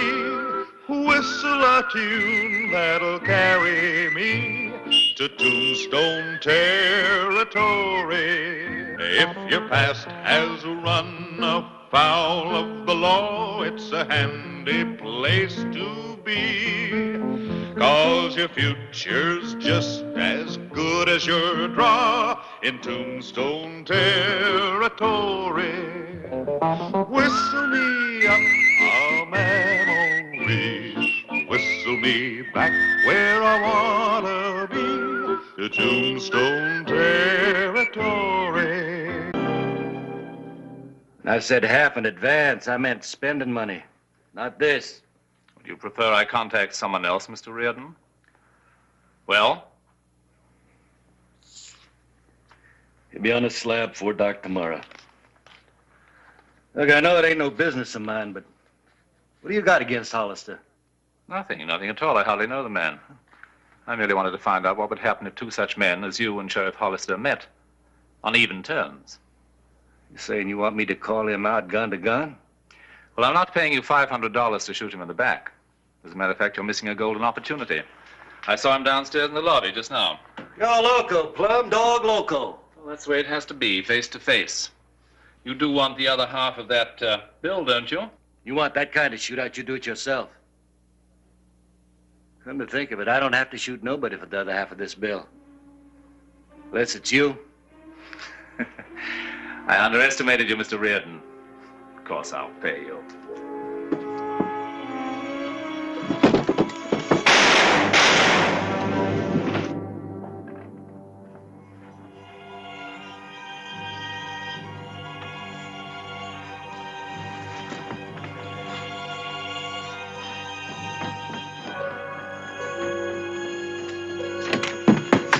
Oh, I'm glad you came, Sheriff. I think I killed him.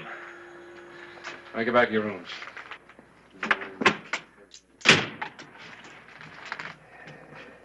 He is dead, isn't he? Yeah, he's dead.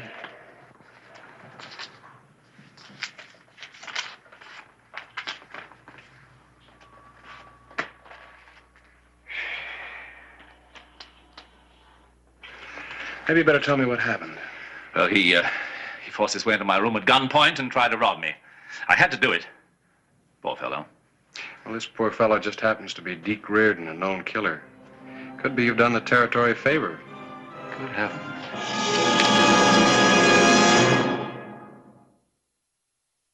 Tombstone territory.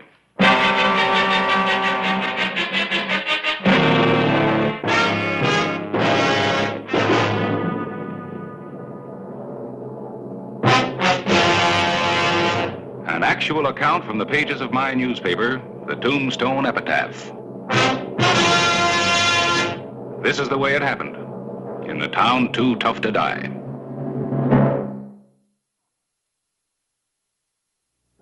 Doesn't look counterfeit. Might as well be. It's not worth a nickel without the missing half. Just a piece of paper. Unless Reardon knew that he was going to get the rest of the bill. Well, it's too late now. Just goes to prove you can't take it with you. Harris, what do you know about Armed Rooster? One of Europe's foremost journalists. Out here to do a series of articles on the American frontier. Well, you know all that. What's bothering you, Clay? Why all the questions? Something just doesn't sit right. Reardon wasn't a thief. He was a hired gun, a professional killer. Are you suggesting he wanted to kill Armbruster? Could be. Well, I've heard some wild-haired things in my day, but this one tops the list. Your own words prove you're wrong. You said that Reardon was a hired gun, right? Right. Well, a hired killer has to be hired. Whoever does the hiring usually has a reason for wanting somebody killed. Now, who would want to have Armbruster killed? Whoever has the other part of this. And the reason?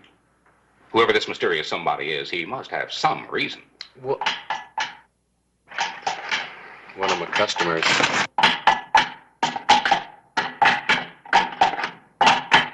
All right.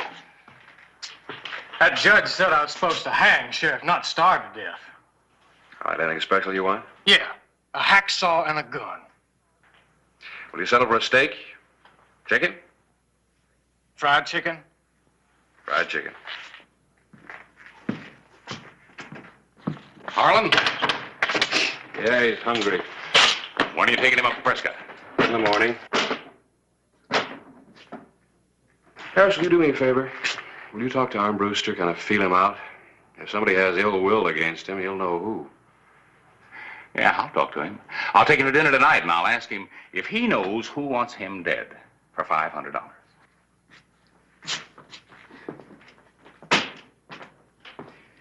You'll probably hear him laughing all the way here from the hotel. All right, I'll be listening.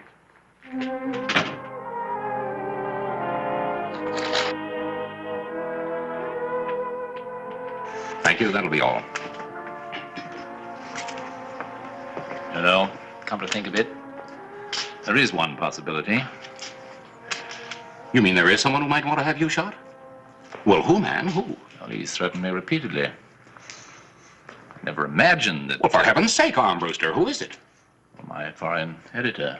He's warned me that he'd have me shot on numerous occasions for not honoring deadlines. Well, right now, I don't blame him. I'll report that to Hollister. You're quite friendly with the sheriff, aren't you? Oh, we get along most of the time. You know, I read an article that you did on that Harlan case. You covered it very thoroughly last September, I think. October 3rd to 7th. Do you think you could prevail upon the noble sheriff to let me interview the Harlan boy? Well, I'm afraid you're a little late for that. Sheriff's leaving with him in the morning for the capital. Well, it's still quite early. How about tonight? Well, I don't know. Maybe. Clay's funny about things like that. Boys under a death sentence. Why do you want to see him? Well, I intend to devote a whole series of articles on the sudden and violent deaths brought about by the criminal element in your great American West. Well, let's go. I'll ask him. Thank you, my dear colleague. My pleasure, my dear colleague.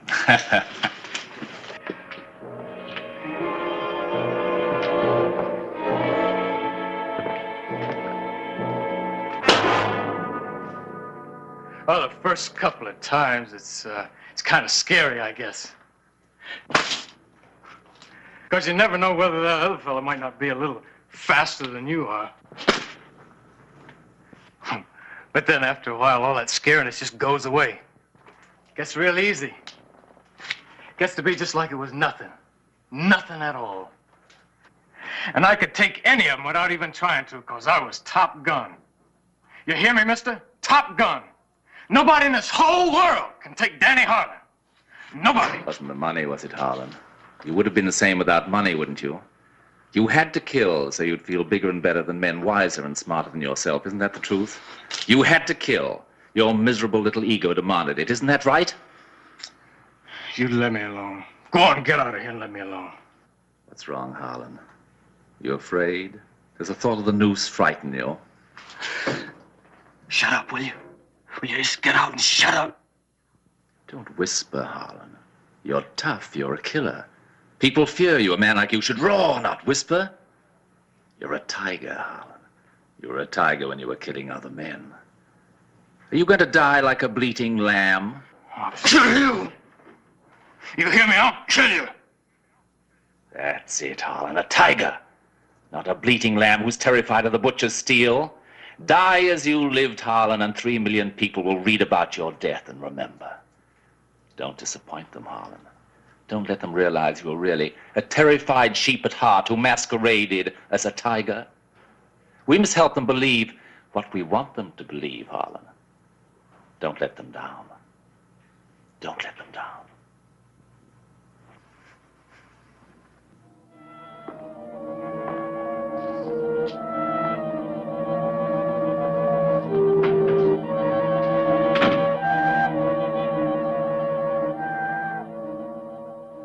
300 miles of rugged mountain country. May not be Khyber Pass, but we have a healthy respect for it. He's right, Armbruster. I've been through that country. It's no Sunday canter in the park. Well, a little inconvenience is a small price to pay for a good article. It'd be interesting to compare the hangings at your territorial capital with those at our prisons in England. Look, Mr. Armbruster, it's my job to get this man to Prescott, not run guided tours. The answer is still no. I'm sorry. Look, Sheriff. Good night, gentlemen. I'll get my sleep.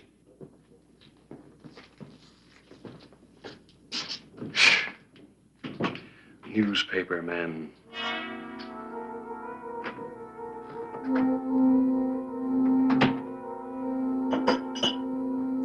Good evening, Mr. Armbruster. Why, Dr. Froelich, this is a surprise.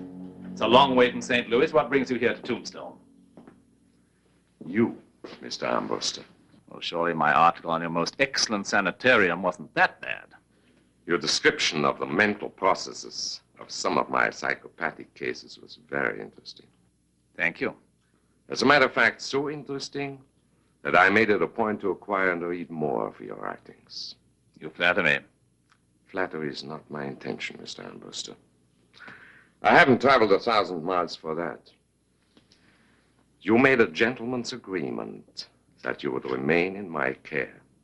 Since you won't help yourself, I have come to help you. Help me? You're a very sick man, and you're aware of your sickness. It shows like a beacon in your writing. Look here, Dr. Froelich. No layman could have the inside of the criminal mind, such as you described in your article, unless he himself experienced such urges and pressures. I appreciate your concern, Doctor, but I haven't the time to discuss it now.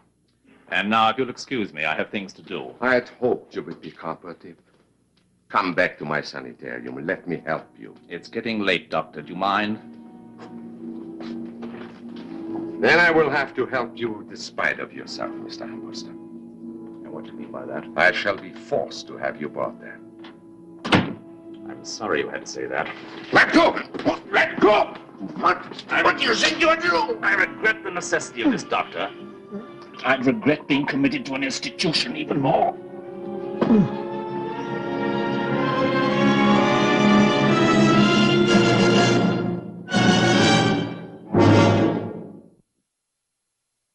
July 5, 1887.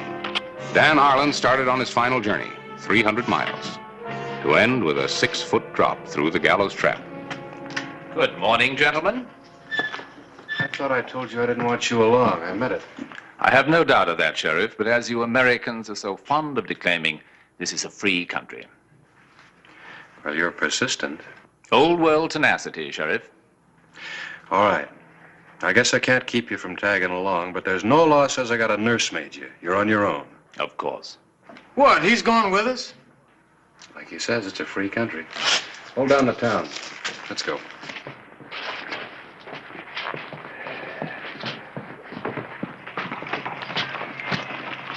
Well, have a good trip, men. I fully intend to. Oh, yeah. Swell trip.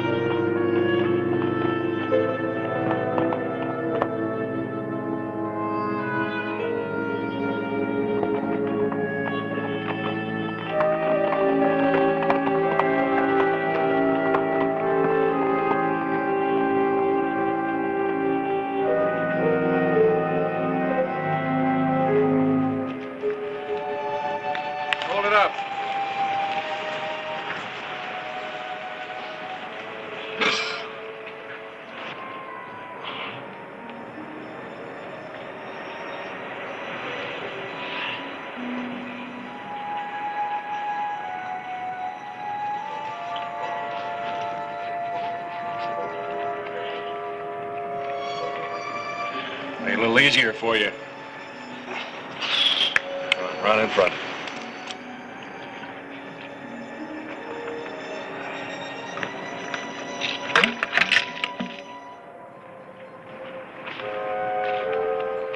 I told you I wasn't going to nursemaid you, but you better save that. We got a long way to go to the next water hole.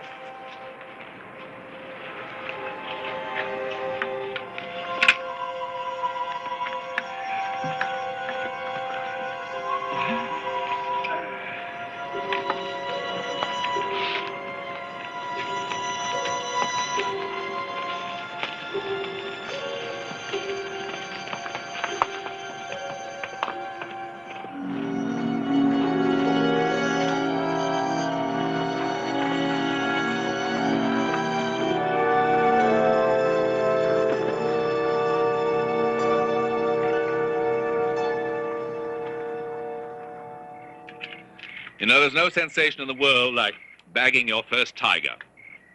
You've never seen a Bengal tiger, have you, Sheriff? Oh, tiger. Well, I've seen lots of mountain lions, but no tigers. Oh, it's no comparison. In my opinion, the Bengal tiger is the king of beasts. Comparing him with an American mountain lion is like comparing a wolf to a lamb. I've always admired these wild creatures that struggle so fiercely for their freedom, preferring death to submission. No Judas goat leads them meekly to the butcher's blade. If they have to die, they die fighting. And I've known more than one that escaped what was thought to be certain death or capture. Yeah, I suppose so. Come on, Harlan, finish it up. It's time to roll in.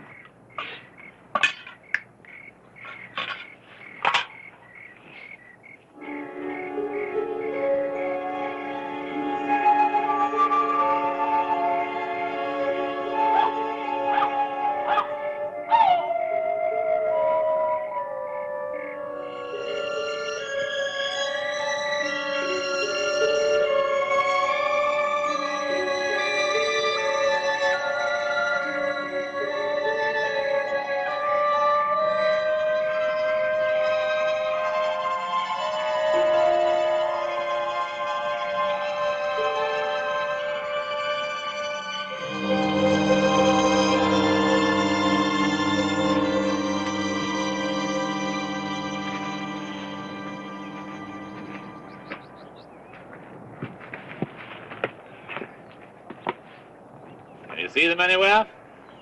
They can't have strayed very far. Yeah, over there. You get breakfast started while I round him up. Keep an eye on him. All right.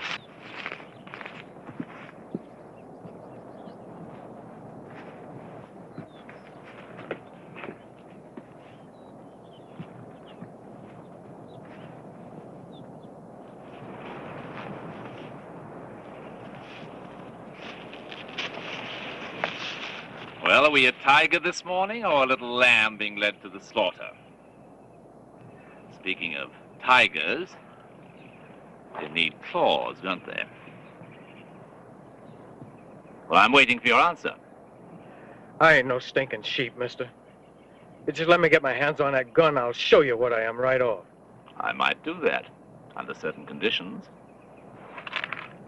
You funning me. Maybe I ain't so smart, mister, but I ain't loco neither. You let me alone, you understand? You just let me alone. You stupid little swine, keep your mouth shut and listen. That's better. Much better.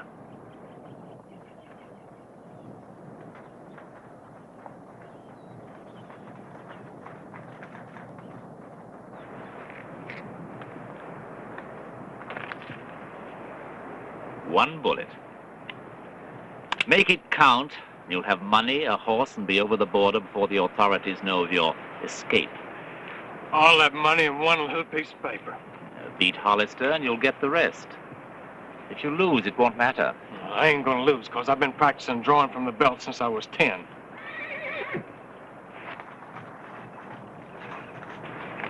Here, take it. That one bullet must get Hollister if you want to escape the rope. Remember that.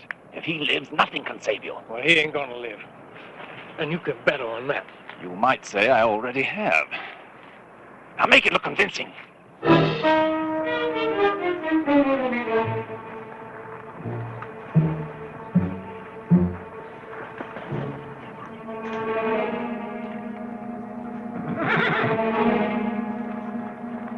You're a tiger, Harlan, remember? A tiger. Yeah, that's right. Tiger.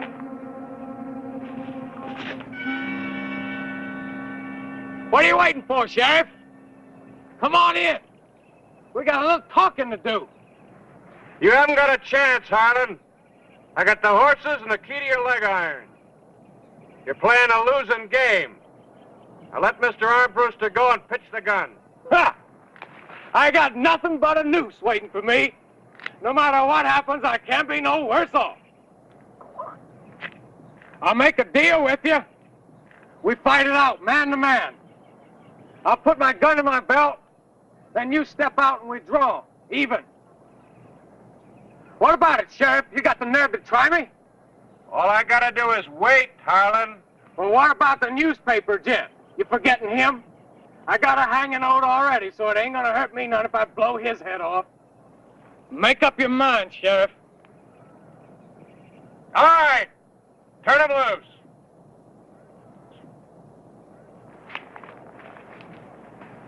You let go of me, Sheriff. Harlan's gun in his belt? It's in his belt. All right. I'm coming out.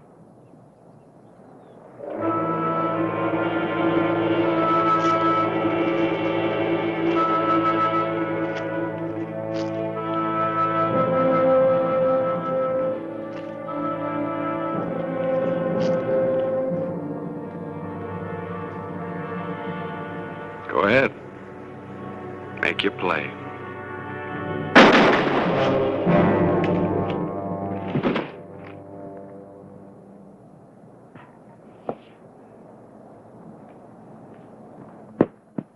Is it bad? No, it's just bloody. How about him? Dead. What happened, Armbruster? Seems like you gave him his chance to die a little sooner. For the life of me, I couldn't say. One moment I was walking past him, the next he had my throat in a death grip, and my gun in his hand. Let's get that wound dressed.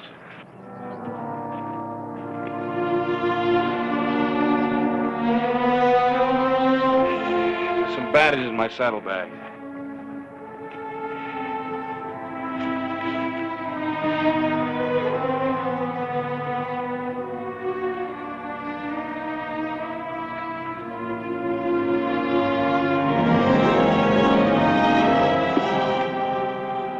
What is it, Sheriff?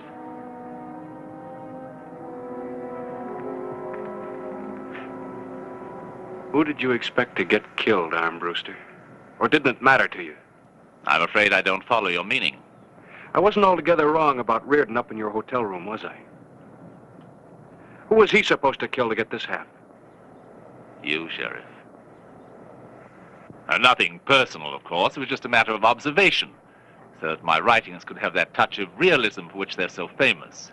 You'd pay to have a man killed just so you could watch it and then write about it? Of course. But in doing so, I bring this moment of torment. Vicariously, of course, to 3 million readers, a fitting tribute for any man. Well, it's too bad they won't be able to read your account of your own hanging. I'm sorry, Sheriff, but I have other plans. First, I had to kill Reardon, then Dr. Froelich. Dr. Froelich? Oh, yes, I'm sure his body's already been found in an alley in Tombstone.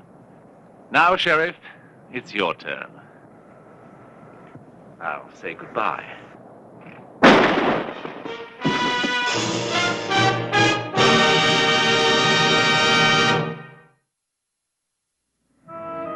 It is mortal, isn't it? I'd say so. One might talk about observation. If I'd been a true student of the West or of gunfighters, this would never have occurred. How do you figure? That other gun you wear, I thought it was just a spare, or Perhaps for show. I standing with a revolver in my fist. I never could have believed you would have outdrawn me with your left hand. It's my business. Yours was writing. Yes, and I had a great many things wrong, it seems. You know, I have no difficulty at all in speaking and no great sensation of pain. Just a growing weariness. Not very much to write about, after all.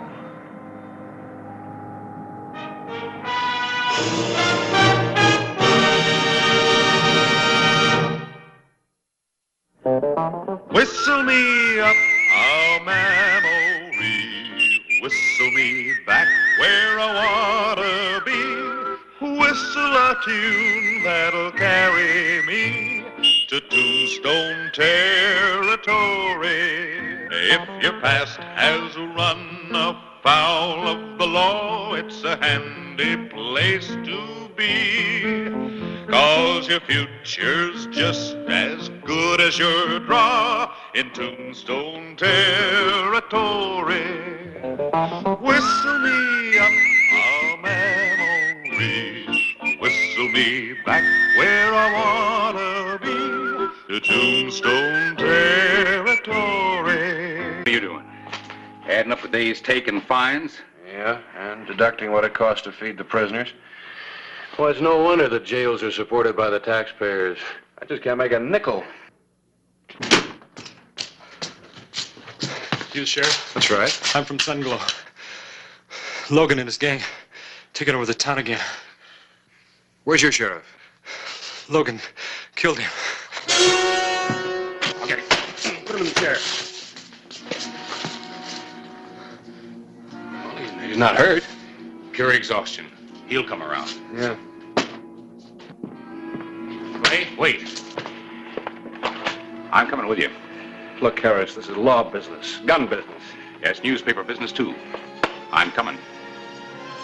Well, all right, but you may be writing your own obituary.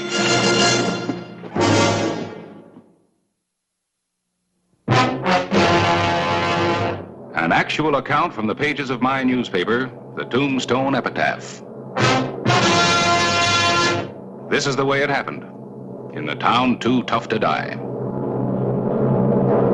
Tombstone territory.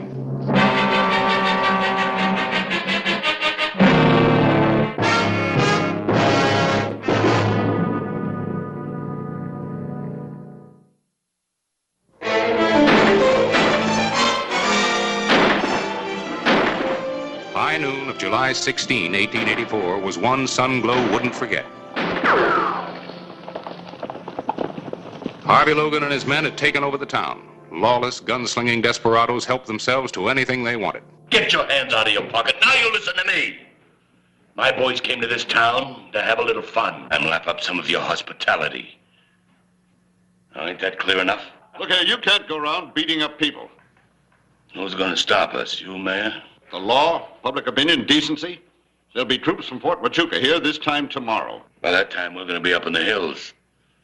Now, why don't you people just leave me and go on about your business?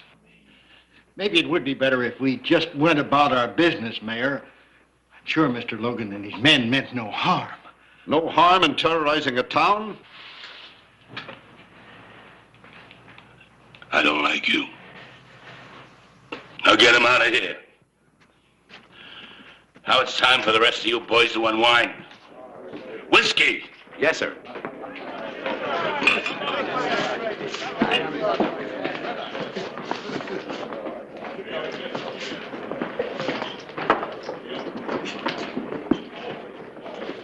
Play this here piano? Yeah, I play. Well, let's play. What's the matter? Don't you want a little drink? Do I have a choice? Oh, I like you. I made a mistake about you fellas. Oh, now, how is that? When I first saw you, I thought you were men, but I was wrong. You're animals, all of you. Sure we're animals, all of us.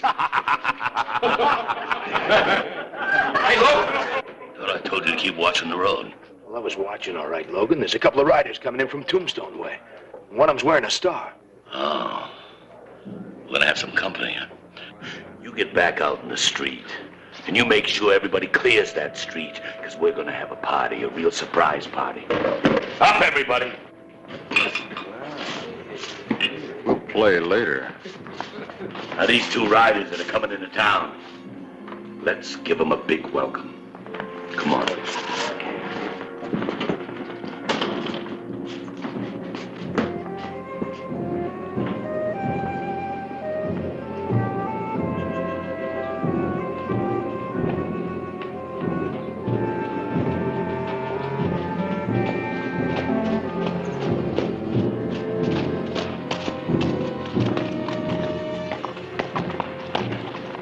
Awful quiet. Yeah, like back east. That's still just before a tornado hits.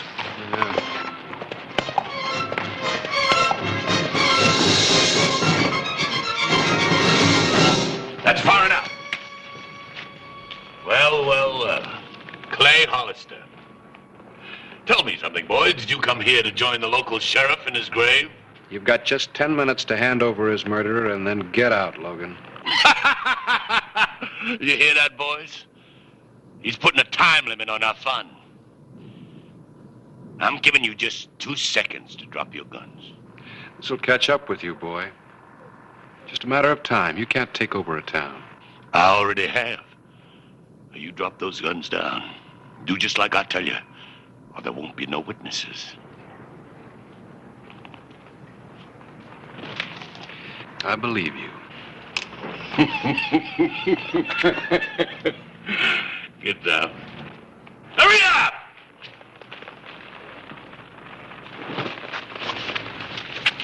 What are you doing here, Logan? Well, now, this ain't Tombstone, Hollister. And I ain't beholden to answer none of your questions. Sunglow's in the county. Yeah, I know that. But me and the boys are celebrating. And you know something? You're just in time to join the celebration.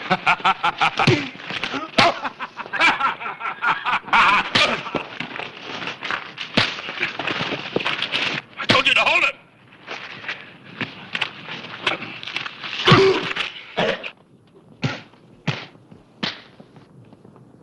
Well, that's my kind of celebrating, Mr. Hollister. Now, there's a new sheriff in the town, namely me. You go on, get him in the lockup. Take Horace Greeley with him.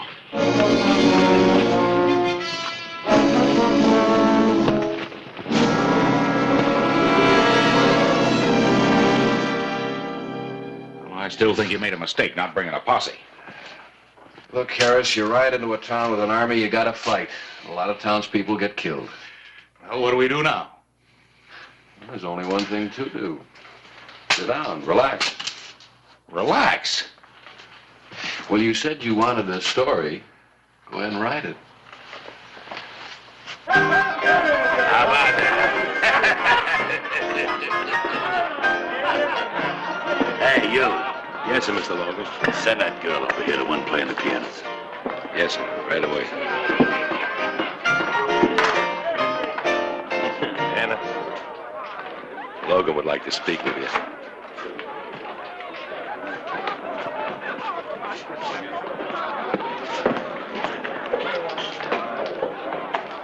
You want to see me? Yeah, sure, I want to see you. Pull up a chair and sit down, huh? Well, thank you.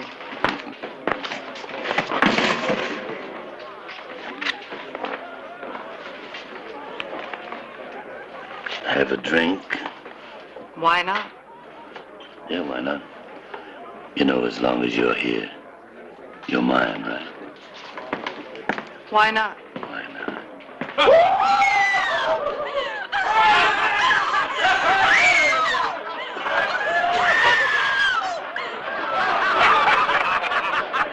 Let that girl alone. Who's gonna make me? Mr. Logan, I know this girl. Are you just going to stand there and let that animal do this? Oh, I promised my boys a high time, honey. You wouldn't want I should break my promise, huh? Listen, if you want any favors from me, you do one for me. Now make him let her go. I like a girl with spirit. All right. Hey, Denver, let her go. What are you talking about?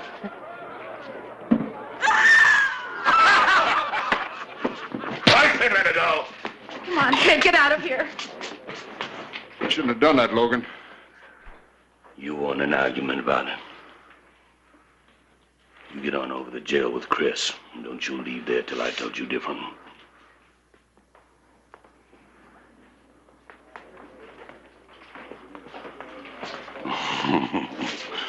Where was he, honey? I was just about to pretty up a bit. Hey, that's a good idea. The prettier the better. I'll be right back.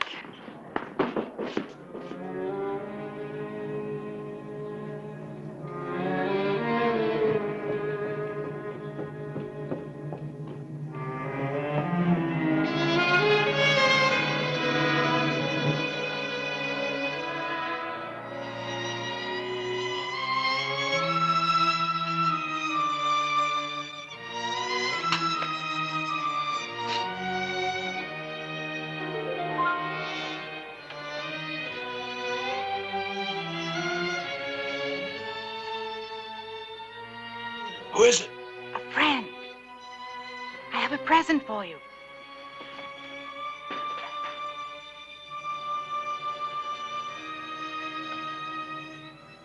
Pull it up. Thanks, friend.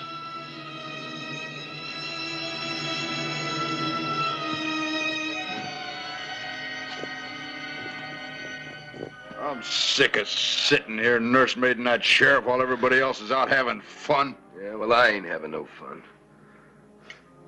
You know, we ought to run that tin-horn lawman in here and work him over but good. Clay, hurry.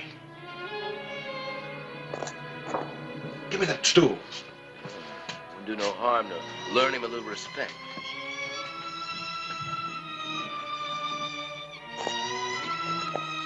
You know, if we really took care of him, then we could go out and hurrah the town again. Yeah, I like that. They're coming in here any minute.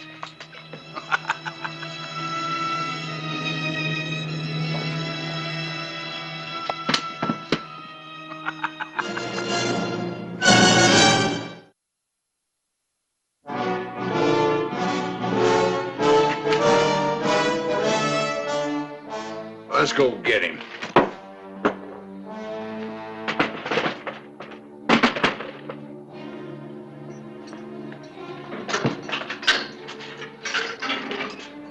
Come on out of there, Hollister. Don't move. Hey, where'd you get that? You haven't got a chance, Hollister. Get the gun, Sheriff.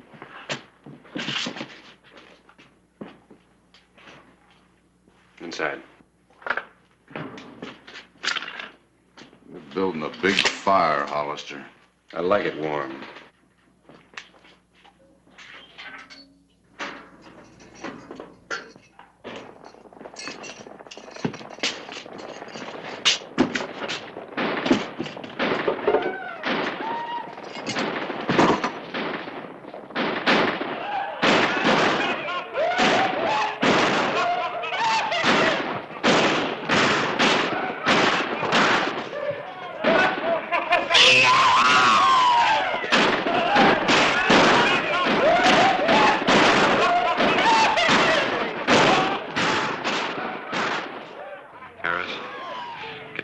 Townspeople as you can. I'll meet you in an hour before they're at the general store. And I have them come in the back way. Look. But, gentlemen, they'll be gone come morning. What's the sense in risking our lives and property? Why, sure. Besides, they were just having a little fun. Fun? Your sheriff's been killed. And today, a man by the name of Mabry was murdered. Would you care to tell Mrs. Mabry the boys were just having a little fun? Well, Don't you realize that your town's been taken over by a gang of criminals? Doesn't that mean anything to you? To any of you? But, well, it's only for one night. Clay, you just gotta be reasonable. What's the use of us risking our lives and our property? That's exactly what the Romans said when the Vandals were at the gates just before they burned Rome. Well, I'm with you, Clay. All the way. Thanks, Harris.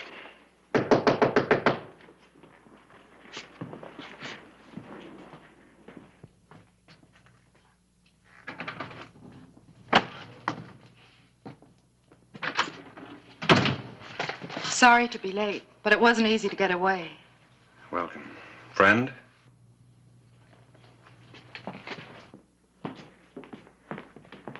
Well, of all the nerve. Yes, you're right, Mrs. Spence. This young lady does have more nerve and more courage than all of the rest of you put together. Well. Can I count on any of you? I got a family, Clay. A lot of you people fought Apaches when you first came out here. Now you're gonna let a bunch of yahoos take the town away from you. The town will still be here after they ride off. Yeah, but it won't be the same town. And you won't be the same people. But we'll be alive, Mr. Hollister. Don't bet on it. Well, thank you very much, gentlemen. And ladies, I've had my say. You know they call Tombstone the town too tough to die? Well, they'll be calling Sunglow the town too scared to live. Maybe I can help, Mr. Hollister. What can a saloon woman do? You'd be surprised, madam. I'll bet you'd be terribly surprised. I'm listening, ma'am. Logan tells me I'm his girl. For as long as he's here, I am. Be at my place at 10. He'll be there. Until 10, then, Mr. Hollister? Till 10.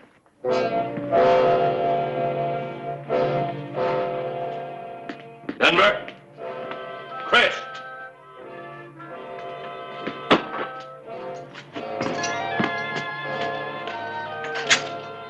Come out of there! Logan, he tricked us. He had a gun hid. You stupid fool!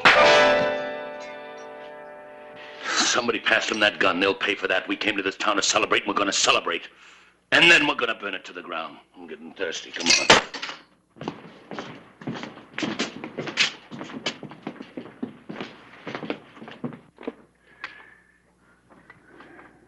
What time's it getting to be, Harris? 20 minutes of 10.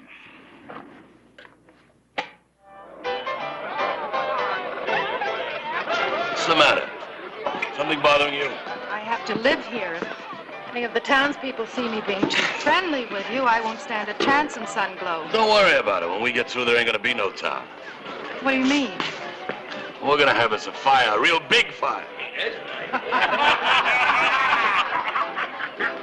Logan, all this noise is giving me a terrible headache. Why don't we go somewhere, away from here? Like maybe my house. You need to get some food in you, and I'm a good cook. That's real hospitable of you. That's what I call real hospitality. Hey, quiet, quiet, everybody. I'm going to leave you boys for a while. Oh, and just a minute. If you see Hollister, kill him. Just a minute. I have to let Murphy know where I'm going. Don't keep me waiting. Murphy? Time to stand up and be counted. They're going to burn the town. Tell Hollister he's in the general store and go in the back way. Smile, Murphy, smile.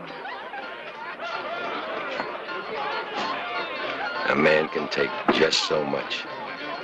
Just so much.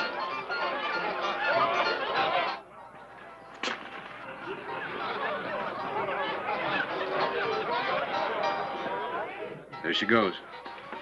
Logan with her? She said he would be.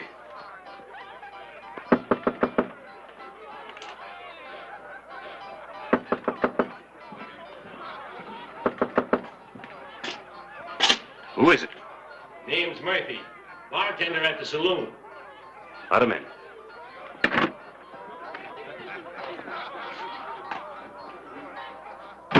Anna told me you were here. They're going to burn the town, Sheriff. Before they leave, they're going to burn it. They all over there? All except Logan. And they're all pretty drunk. Yeah, well, maybe we can sober them up. You got a gun behind the bar? Yeah? Will you use it? I'll use it. Good enough. You go on back there. Me and my army here will be right over.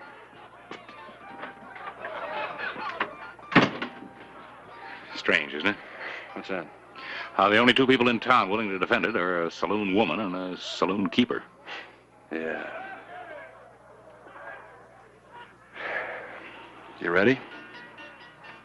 Yeah.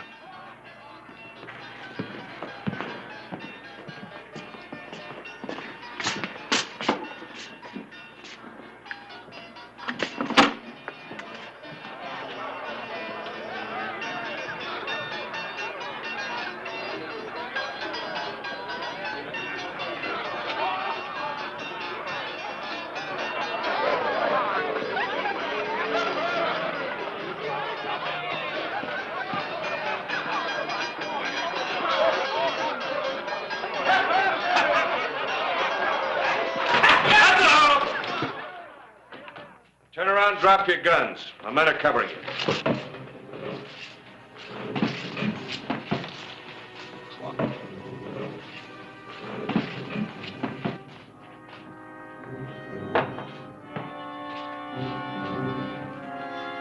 What's the matter with you boys?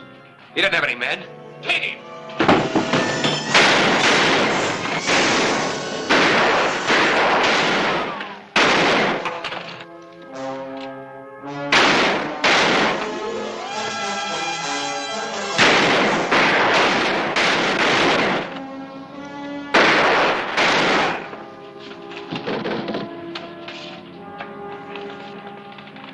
Any more?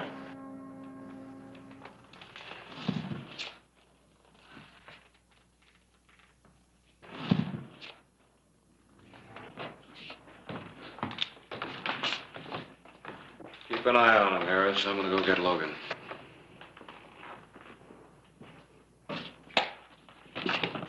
All right, over with the rest of them.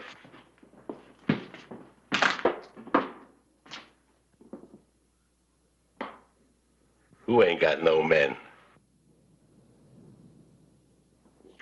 Oh, come on, have another. No, you don't. Logan! Logan! Logan! What do you want? We got a ride. The boys are all shot up. Why? It's Hollister. We haven't got a chance.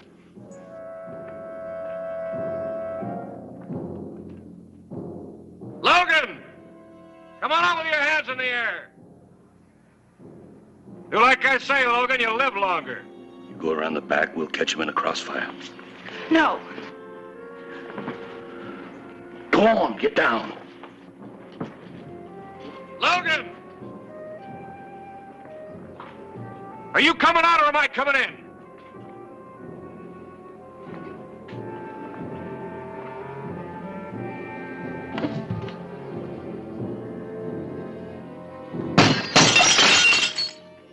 Supposing we settle this, Hollister.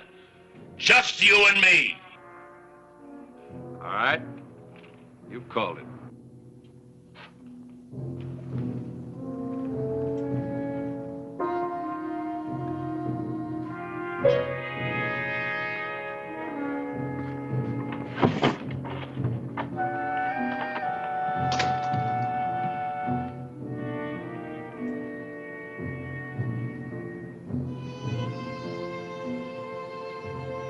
Give you one more chance to throw away the gun, Logan. You ready, Hollister? Make your move.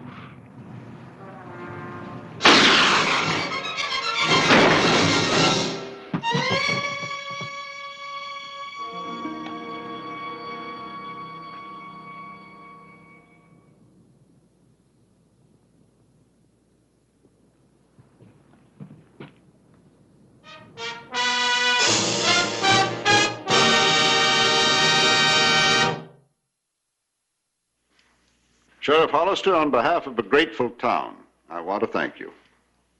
Well, Mr. Mayor, if it hadn't been for this young lady, you wouldn't have a town. How about thanking her? Mr. Hollister, Sunglow has no place for a woman like her. She's no better than the rest of the riffraff. And the way she carried on with that outlaw. You coming, Mayor? Yes, dear, Mrs. Spence, There are two kind of women in the West. There's a nice, respectable kind like you, and there's Anna's kind of woman who just does with what she has. When a crisis came to your town, which kind got up and fought? Well, Mayor. Thanks again.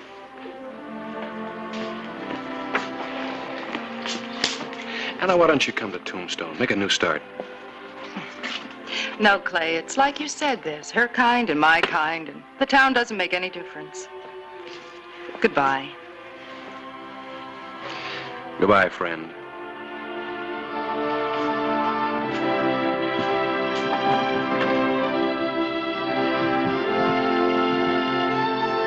That's quite a girl. Someday they'll be writing books about women like her. Yeah? Come on, Horace Greeley. You got a story to write.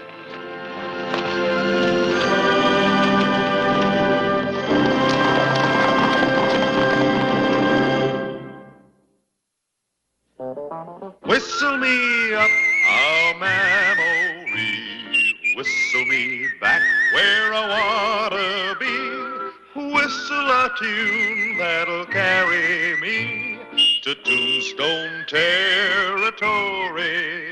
If your past has run afoul of the law, it's a handy place to be, 'cause your future's just as good as your draw in Tombstone territory.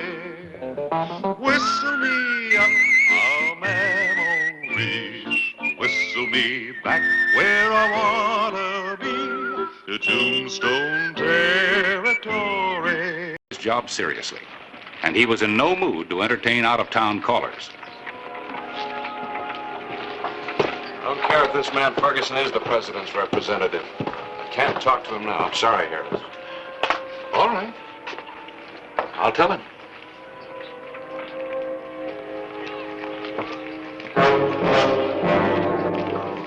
Here he comes. Watch him, Joe. He's got 4 arms and a gun in each hand.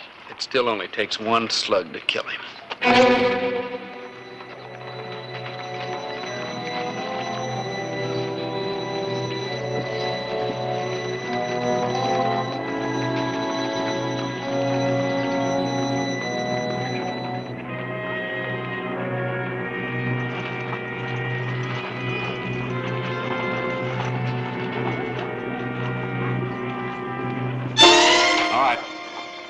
Your hands up. Joe, you ain't giving up without a fight after coming here to get him.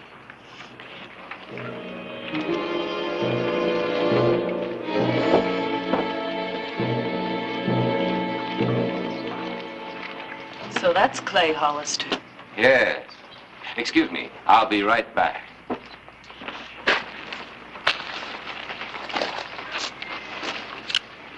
Looking for me, Joe?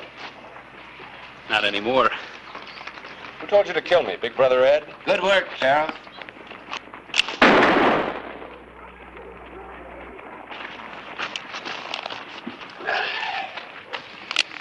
All right, let's get you to jail and have the doc take a look at that arm. Sorry, Sheriff. I guess I spoke to you at the wrong time. I'm Ferguson from Washington. Yeah, I know. Editor Clyburn told me you wanted to talk to me. That's right. You almost lost your chance.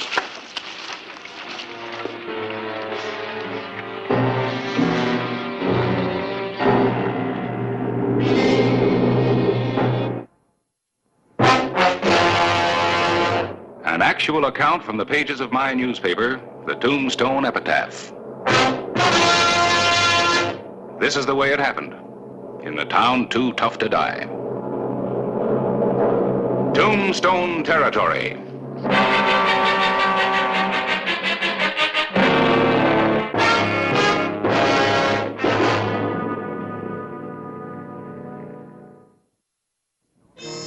Mid-morning in Tombstone, October 16, 1882.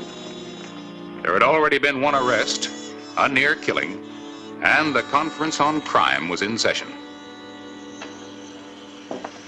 So, President Arthur sent me out here to investigate your mounting crime and lawlessness. He feels that Tombstone is a blot upon the entire country. Your Boot Hill is proof enough of that. Mr. Ferguson, wherever there's sudden wealth, there's always sudden death, whether it be a diamond strike in Africa or a silver strike in Arizona. What's your opinion, Clyburn? There's crime and lawlessness in Tombstone, yes. That's in the nature of a boom town. But most important, our law has never lost the upper hand. Then why should any newspaper send me all the way from New York to do stories about Tombstone? Gentlemen, you know this is one of the most notorious towns in the West. Hope you're not expecting too much, Miss Blythe. You could be disappointed. Oh, I'll get my stories. Good newspaper woman, Clay. Those were fine stories you sent up last spring from Panama about the digging of the canal. Thank you. I think this investigation will make good copy, too. Please understand, the president merely wants to offer his help if you need it. Law's getting control. How about your Apaches? You don't seem to have them under control. They're more a matter for the military. General Crook and the cavalry, although we do work hand in hand. The famous General Crook? He'd be more famous if he could catch Geronimo. They're very interested in reading about the Apache wars back east. Yeah, we'd rather read about them, too. Been wanting to interview the general. Just can't seem to get on to Fort Huachuca at the same time he's there. That's where General Crook is now? Or somewhere in the mountains. Pretty treacherous country.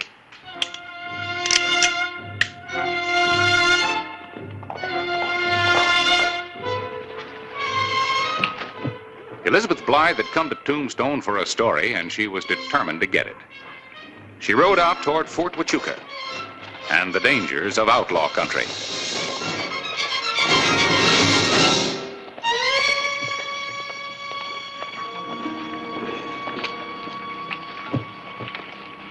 Where's that lady going, do you know? Fort Huachuca. Try to find General Crook. Fort Huachuca. I'm Ferguson, special investigator for the president. Get me a horse, will you? I'd like to see if I can head her off. Why, yes, sure. I got one already. Thanks.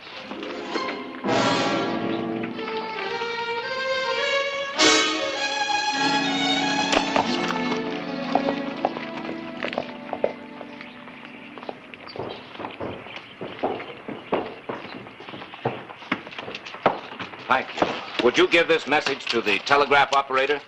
I'd like Fort Huachuca to send a cavalry guard to meet Miss Blythe on the road. I sure will.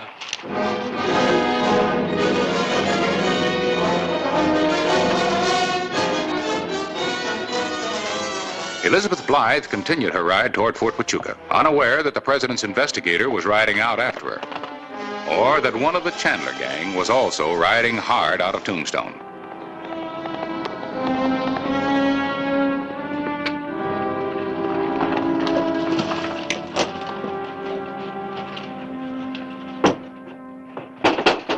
Open up, Ed.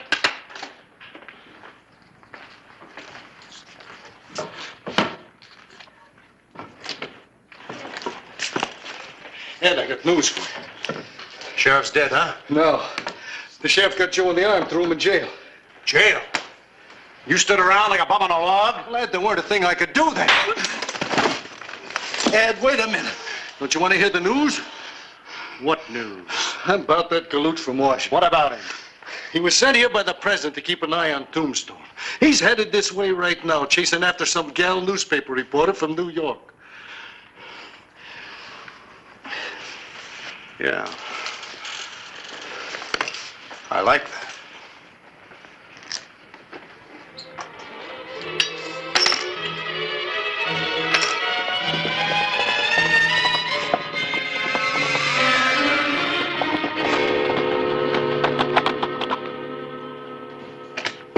Clay!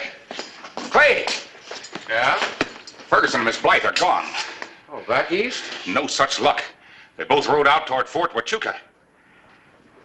Great.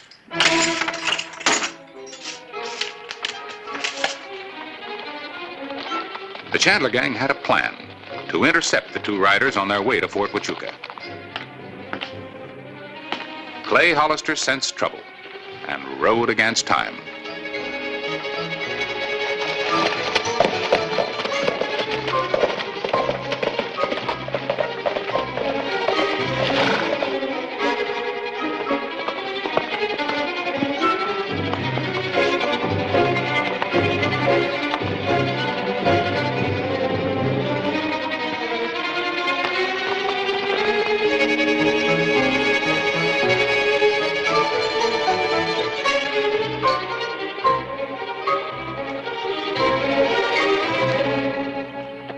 That was a very foolish thing to do, Miss Blythe.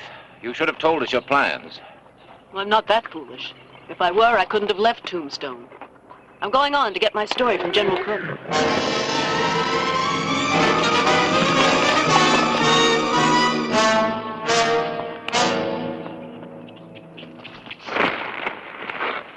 What's this all about?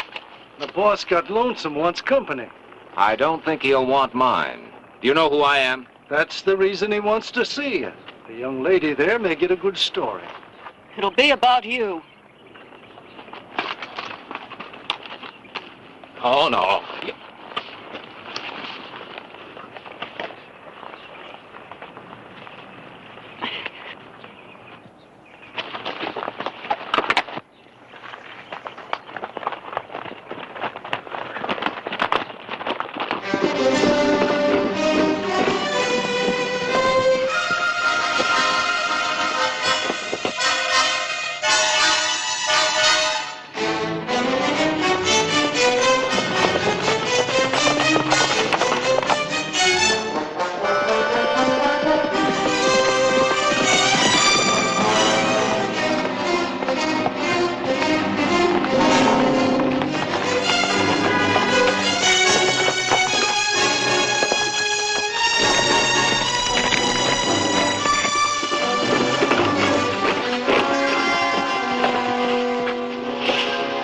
Wait here for me.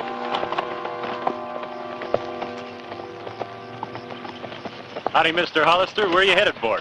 I'm looking for a girl newspaper reporter and a man who set out to find her. So are we.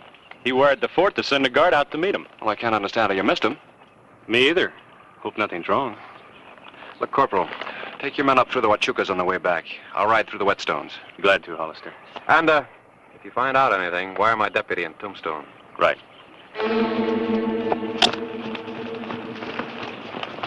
Hello.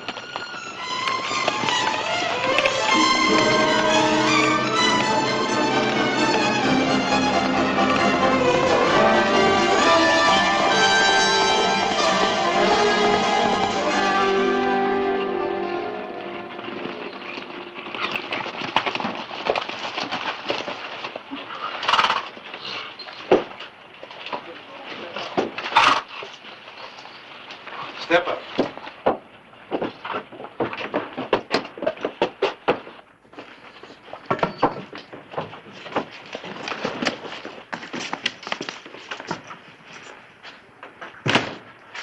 Gonna get a drop by, mister. You too, miss. You'll be doing some dropping yourself. From a scaffold. That's big talk, mister. From an hombre in your fix. He has every right to talk big. He's speaking for the United States government. I know.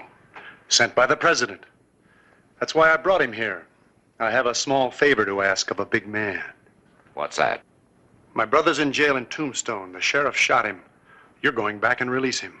Your brother's in no condition to travel, Chandler. He'll make it.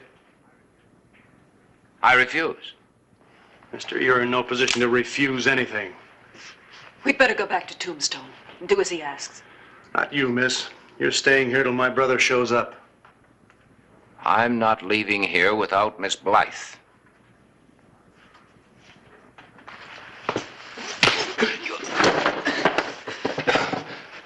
Are you ready to go back to Tombstone? Without Miss Blythe? No. Clears, you've got to do as they say. I want my brother here within 6 hours. And tell Hollister that if he makes one move that looks like a double cross, we clear out for Mexico. With the little lady. In that case, I guess I have no choice. Put the blindfold back on him. Take him back where you picked him up. Then he's on his own.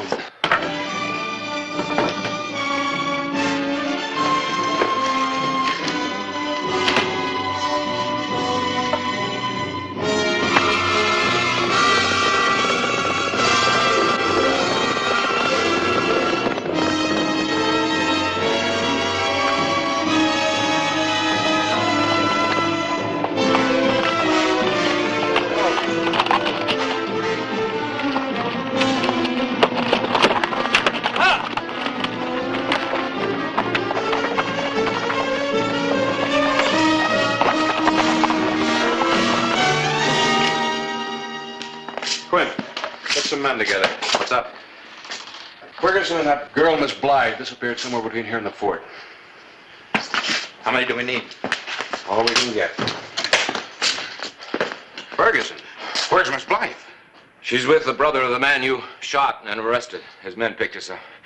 He's holding her prisoner. Ed Chandler. Sit down. How did you get away? I'm supposed to tell you to release his brother and get him back to Chandler within 6 hours. Or they take Miss Blythe to Mexico. We've got less than 3 hours to get his brother back there. Back where? That, I don't know.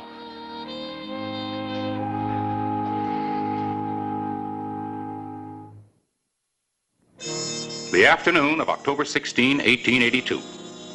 The investigator of crime in Tombstone had found some, and had found himself right in the middle of it. I've been trying to get something on the Chandlers.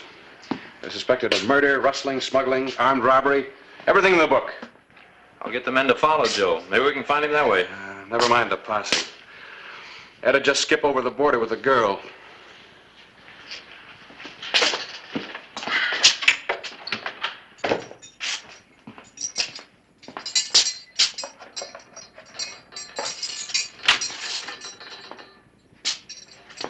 Feel like taking a ride? Depends on where to. Back to your brother. I'm turning you loose. Oh? What's the joker? Seems like a good idea. Afraid Ed'll come with the boys and blast the town, huh? Maybe. Or maybe you think you're gonna follow me and find Ed, huh? I'm not gonna follow you. I'm gonna take you. All right. There's nothing I'd like more than getting you within range of Ed's guns.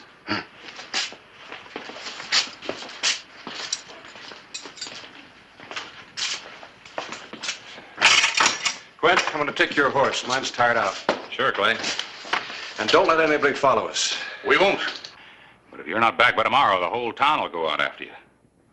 We'll be back. And don't let anything happen to that on the way, or Miss Blythe is a gunner. Yeah. First you have to shoot him, and you have to keep him alive.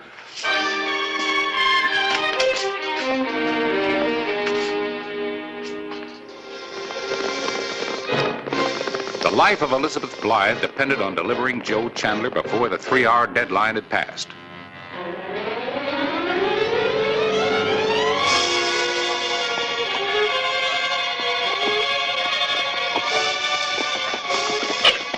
Chandler grew weaker, and the ride was slow. Time was running out.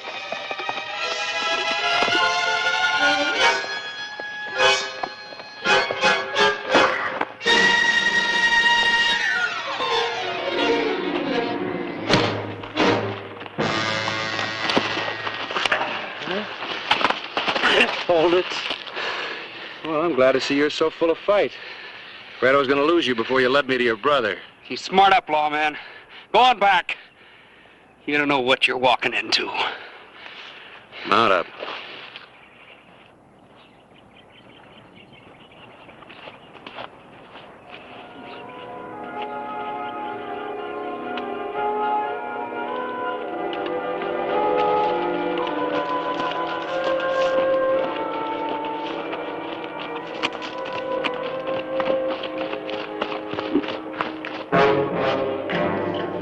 I guess we better get ready to ride. Looks like Joe isn't going to show up. You'll find lots of things to write about in Mexico, miss.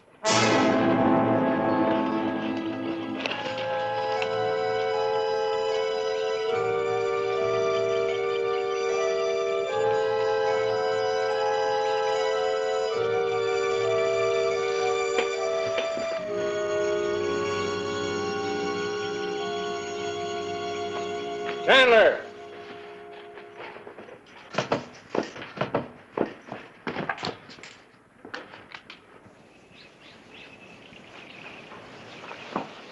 Send the girl out, I'll turn your brother loose. No! Turn Joe loose, then I'll let the girl go. I'm calling this. How do I know you'll let him go? She walks to me slowly, he walks to you slowly. and I'll have him covered every step of the way. You'll shoot him. Unless I have to. Give me the girl, there won't be any shooting this time.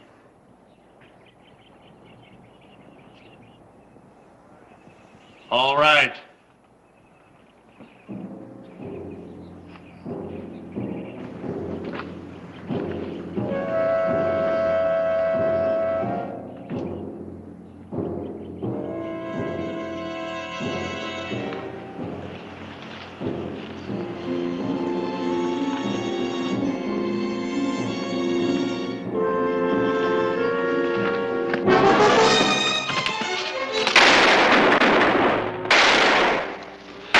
Did you get Hollister when you had the chance? He went just too fast for me. Well, he's not too fast for me. We'll get him now.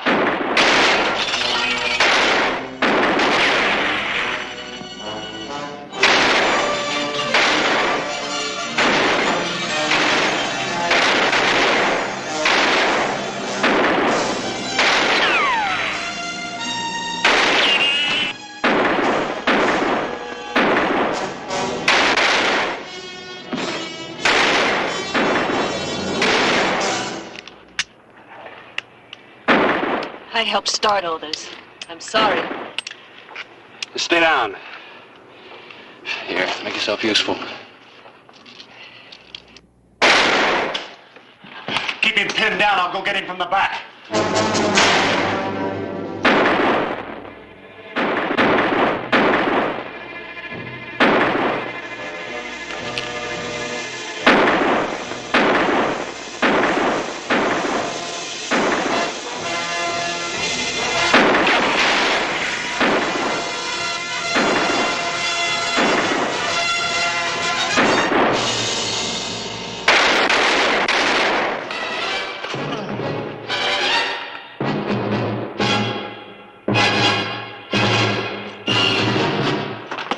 Clearing out of here and fast. Hey, you're not running out on me when I'm hurt.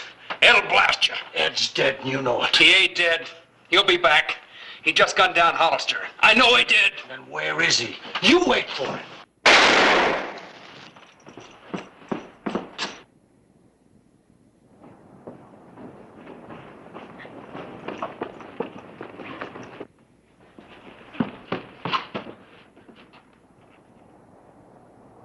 Still a couple left in the house.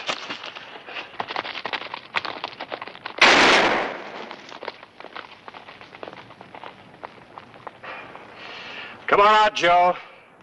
You haven't got a chance. Men are gone, your brother's dead. You're lying! He ain't dead!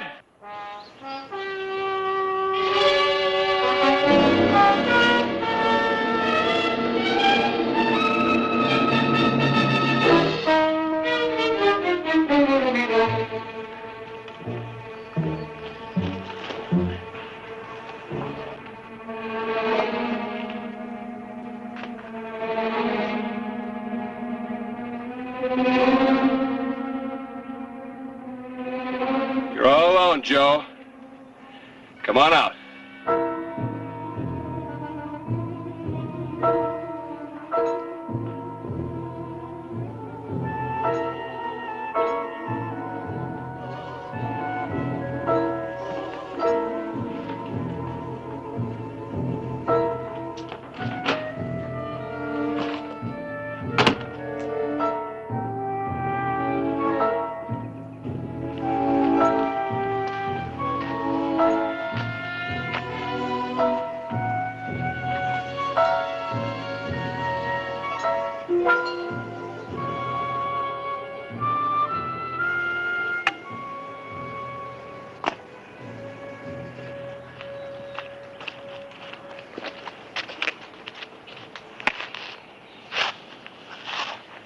How are you at writing obituaries?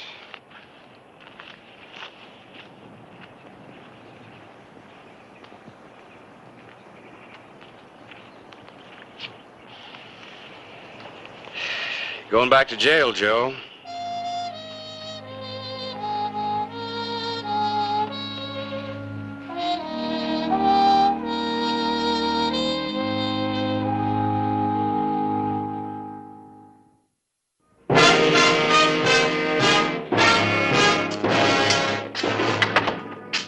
it take you to run down Pete and the other one? Wore out 2 horses, but that takes care of the Chandler outfit. I won't need keys to keep the ones up on Boot Hill out of trouble. You don't like your job, Sheriff. I don't like killing. Hollister, I came out here to report on the crime wave in Tombstone. Yes, and when you interrupted an arrest to tell me that, Joe Chandler almost killed me. I'm going to report that there is crime, a lot of it. But it's being held in check. I'll second that. My recommendation will be absolutely no interference by federal authorities. And you know how I'm going to back that up? How? By leaving for Washington myself on the first stage. Mr. Ferguson, have a good, safe trip. Thank you.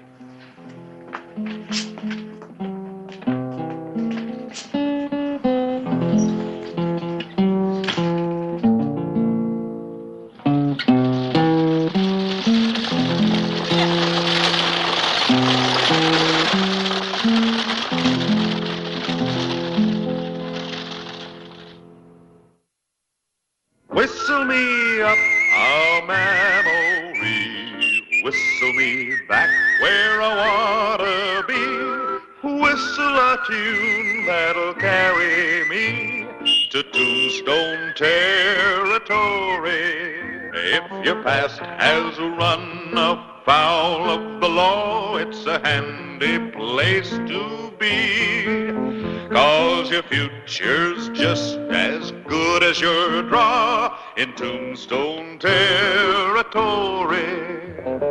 Whistle me up a memory, whistle me back where I wanna be, to Tombstone territory. In town. I just saw him. So? The talk is he's back in town to kill you, since you were the one who sent him up. Well, never expected to catch the two of you together. Must be my lucky day. Oh, Jake, I understand you're going to call me out. Don't listen to gossip, Hollister. I'm not here to kill anybody. Oh? Prison changed you, huh? Yeah. Clybourne, I want to run an ad in the paper. One of those one-liners. Expert wheelwright wants job. You? A wheelwright? I learned it at Yuma. You going to run the ad or not? Sure, I'll run it. I'm all for any man who wants to go straight. And Hollister, if any joker wants to blame me for something again, you know better, see?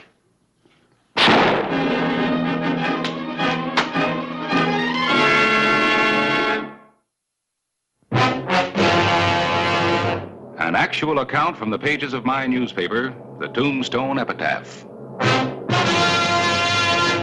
This is the way it happened, in the town too tough to die. Tombstone territory.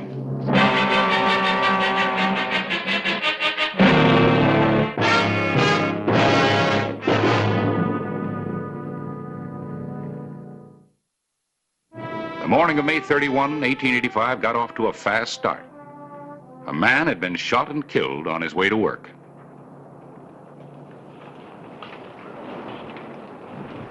Find anything? Yeah, just that Bert was on his way to work. The killer waited for him to get by and then shot him. Must have stood over there. How do you know? Well, the ground's all mussed up, like he got fidgety waiting. Well, here's a slug Doc Cunningham took out of his back. Not much to go on. Great. Can't be more than a couple of 138-40s in town. Old Bert Henry. Who'd want to kill him?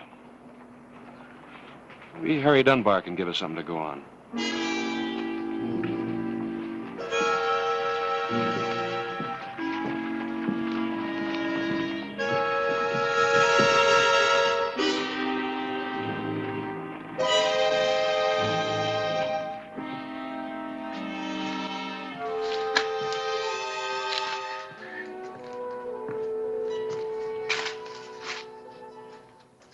Looks like some folks are in for a spell of waiting for that baby.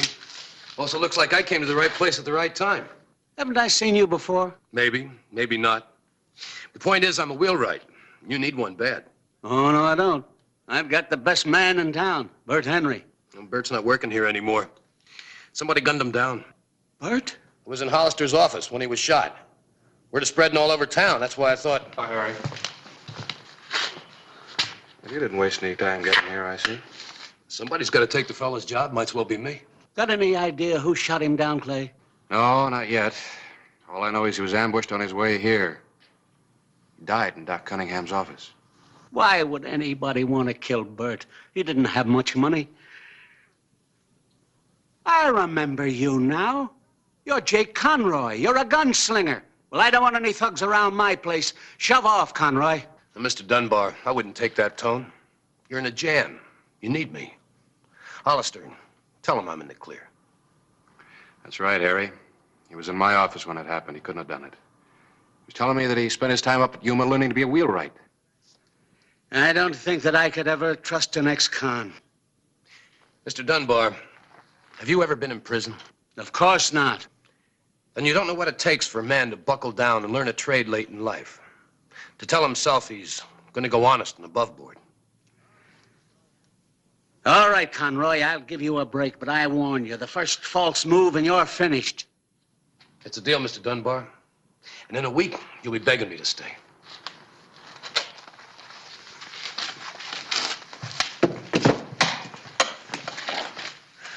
Well, let's see here. Dunbar handles a lot of important business. Stage line, couple 3 mining outfits. Now Jake Conroy's working for him. Oh, what's that got to do with anything? Don't you believe his story about going straight? I don't know. Wheelwright is murdered. Jake's a wheelwright. So he steps into the dead man's job. Well, you know, Jake couldn't have done the killing. Yeah? I think we have to give him a chance. Kind of like recommending Billy the Kid for president of the First National Bank. Ah. I'll feel better if I check on him.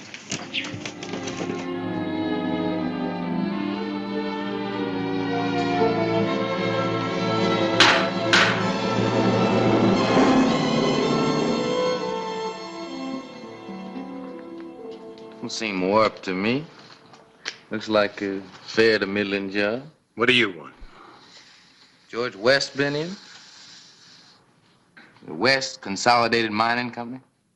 What about him? When he comes to town, he leaves his buggy here. Saw him on Allen Street. Know a thing about it. Well, you work here. You know the customers. I'm not in the habit of giving information to strangers. Now get out of here. Come on. What's the trouble? Get out. What was it, Jake? Just a bum asking questions. I didn't like his looks, gunslinger type. Look, told you I'd have her finished by quitting time.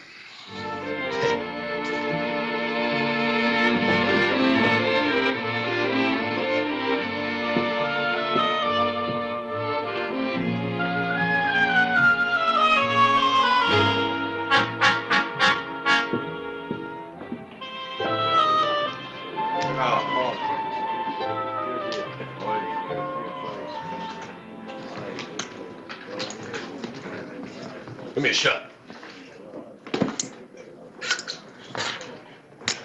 Hello, Mr. West. How do you do? Bartender, I'll have another drink at the table. Mr. West. Not till I had my say. All right, what is it? Remember me? Holby Jones.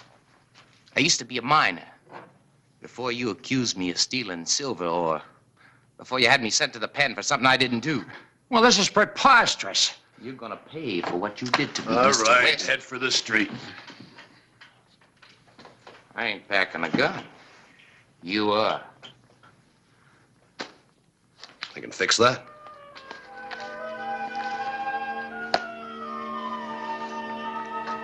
Now, are you gonna go out in the street? I ought to break you in two. But I'm a peaceable man. I'm giving you one last chance to go out in the street. You ought to break me in two.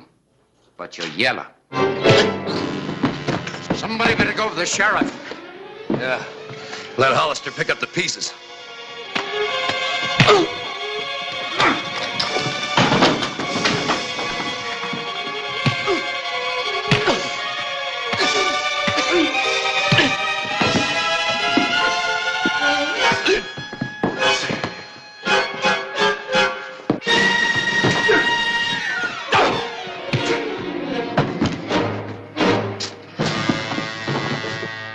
All right, Jake, you're under arrest. What for? I didn't do anything. He started it. I had to protect himself. Don't give me that. Let's go. Just a moment, Sheriff. He's right. That man mistook me for somebody else. He accosted me. This man stepped in on my behalf. Thanks, Mr. West. Thanks.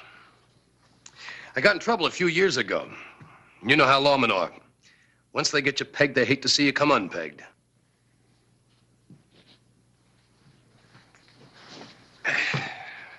Mr. West, you want to prefer an assault charge against this man? No. Just lock him up and let him sleep it off for the night. Real high and mighty, ain't you, Mr. West? Let's go. Good man, Hollister. The best. Guess I'd be suspicious of everybody, too, if I had his job. I'm grateful to you, Conroy. If ever you need work, come around and see me. Thanks. But I'm working for Harry Dunbar right now. I'm a wheelwright. Wheelwright? I noticed that buggy of yours. Anytime you want it fixed, bring it around. I'll treat it right. We seen you, Mr. West. Conroy, your gun. No, thank you. Don't know why I wear it. I guess we've got to protect ourselves in Tombstone. We found that out. We did find it out.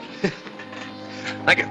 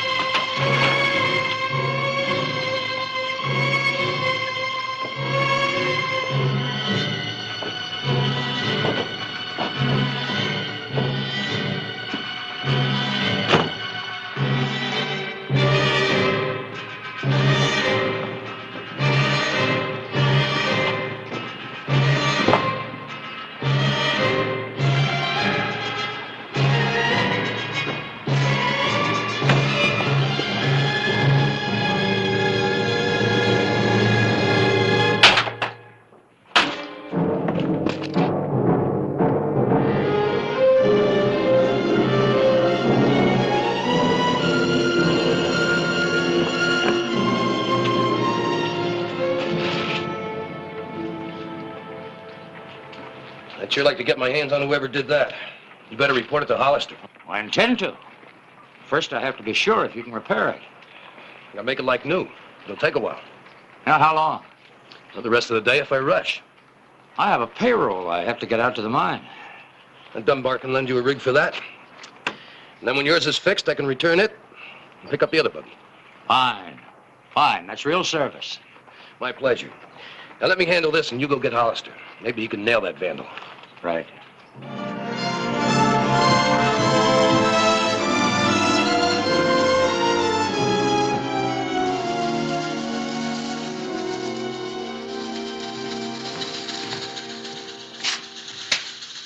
Hello, Jake. Hello, Hollister. Anything you can tell me about Mr. West's buggy? Yeah? Two spokes busted, done with something heavy, I'd say, like a sledge. Straight grain dash. Nothing but the best for this job. You know who did it, of course. No, you tell me. The Hobie Jones. Maybe. Oh, no maybe about it. Takes a bad man to break up something as beautiful as that buggy. And you learn about a man when you fight him, and he's a bad one. That's like a twin sister, huh? I don't know. What do you mean you don't know? You ever see a better matching job? I wasn't talking about the spokes. I was thinking about something else. Something else? Yeah. I'll see you later.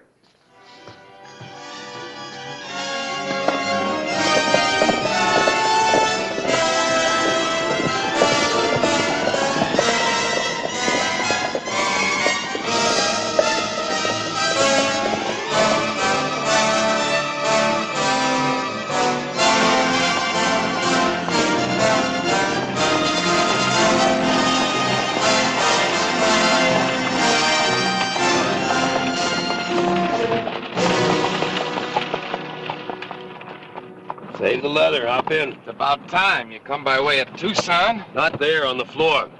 Nobody's gonna see me way out here. We're not taking any chances. I've got the sheriff looking for you, remember? You didn't have to do that.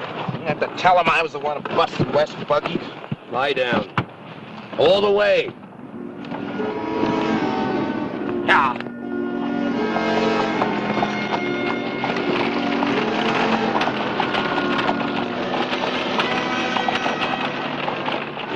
Boy, this is sure a sweet running chariot. Just another buggy. You ought to be glad everything's running so smooth. It ain't a bit smooth down here. Oh, just think of Mexico. Wine, women, and money. We'll be living like a couple of caballeros. Still got lumps from that fight. I've had the dirty end of this job all the way. That's because you're not educated. You should take up a trade like me.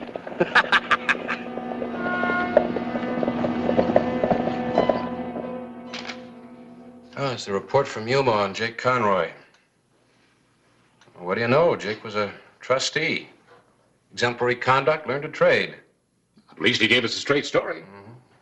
Released May 1st, along with an inmate by the name of Red River Tom.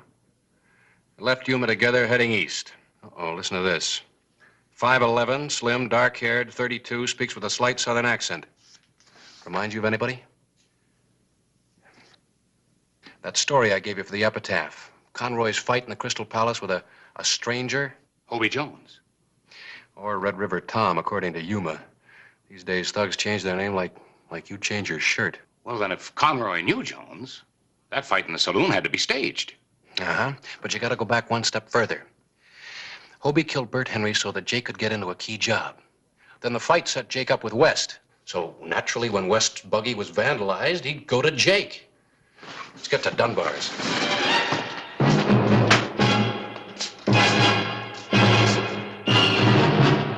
Harry, where's Jake? Oh, he's out, delivering the buggy to Mr. West. At the mine, I suppose? That's right. He'll be back soon. No, Harry. Not unless we drag him back.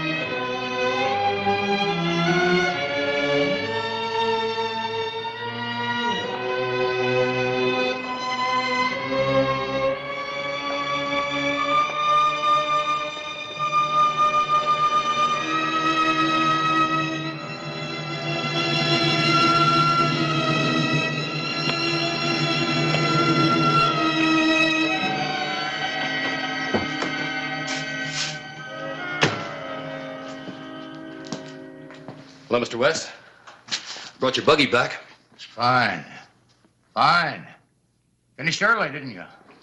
Had to. Got traveling to do. I begin to see it now. Just do as you're told and nobody will get killed. Put the payroll in the sacks. We're going to take charge of it for you.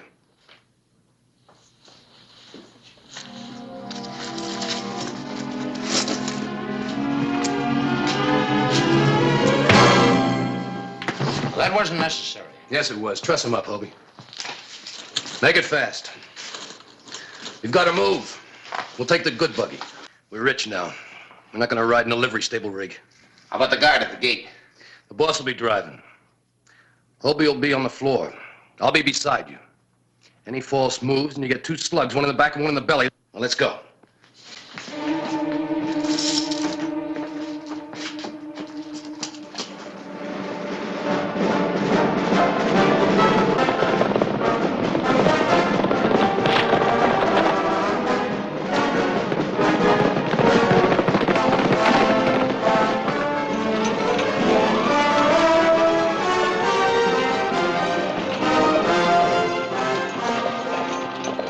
Mr. West, you can pull up right here. Someday they're going to catch up with you. If I have my say, you'll hang. Pull up, I said. Oh, up! Now go on, get down. So you can put a bullet in my back. What's a murder charge against you? Get down.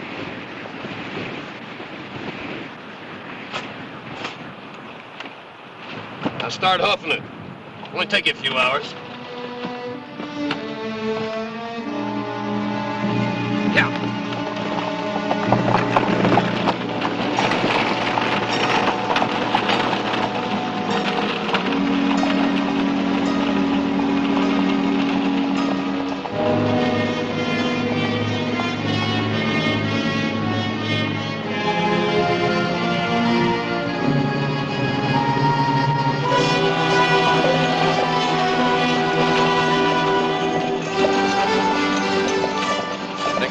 We hit, we better trade this trap for a pair of fast horses. Get rid of this fine buggy? Not a chance. Running out of road. Look, I know what I'm doing. Once I drove a herd down this trail, clear to Mexico. When the guard gets to town, Hollister will be aboard the fastest horse he can find. Look, who planned this? You did? Everything's gone fine so far, huh? Yeah. All right, then.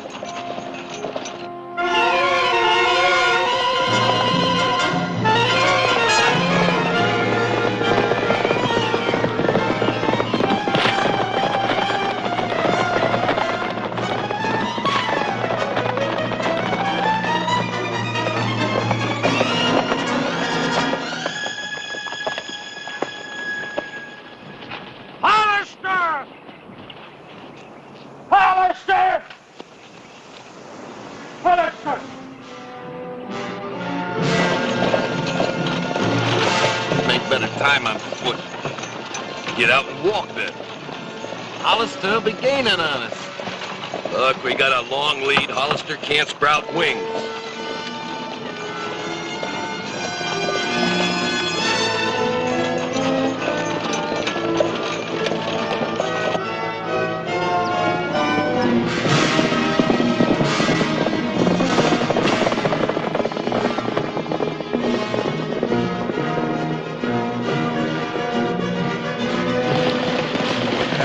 More like it.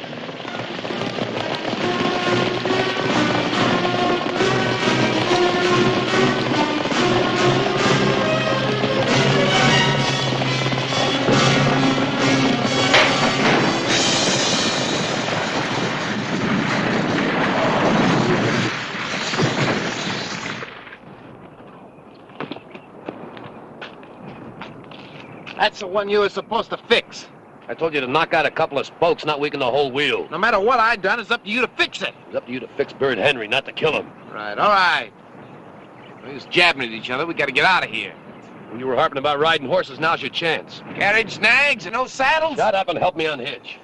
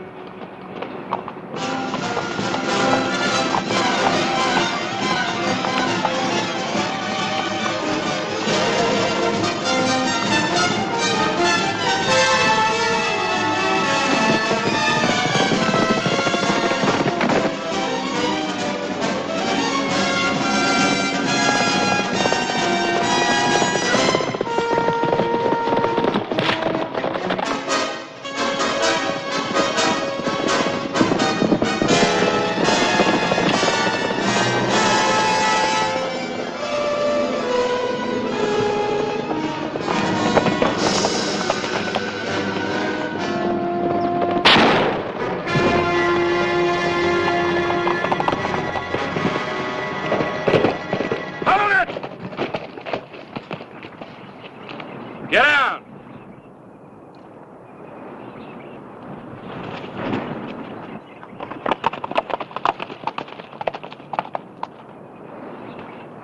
Guard him, Harris. I never buck odds when they get too big, Hollister.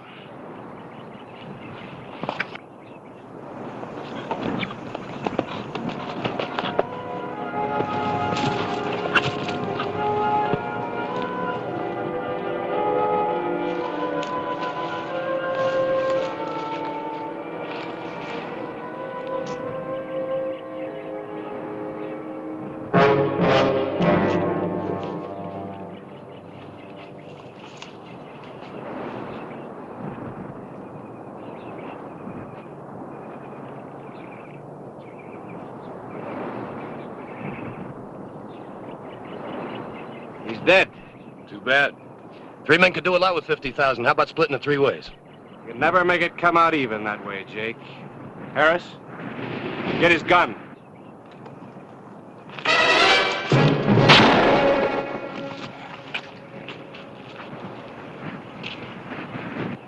Oh, I'm glad you're a good shot. That was close. Close for Jake. If I'd had more of a target, we'd have had another dead wheelwright.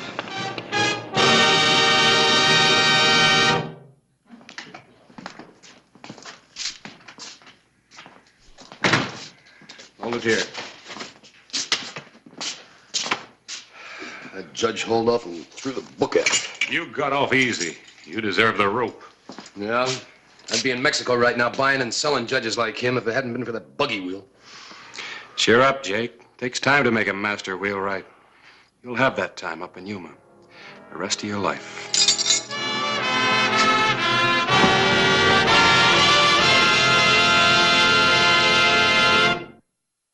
Whistle me up a memory, whistle me back where I wanna be, whistle a tune that'll carry me to Tombstone territory. If your past has run afoul of the law, it's a handy place to be. 'Cause your future's just as good as your draw in Tombstone territory. Whistle me up a memory, whistle me back where I wanna be, to Tombstone territory.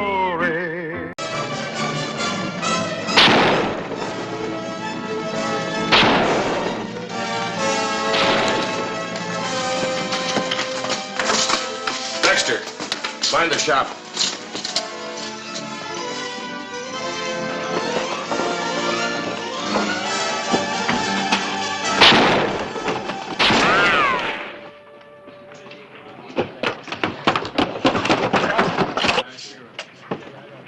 I've warned you before about Yehu in this town, Buckhorn. Don't you bluff me.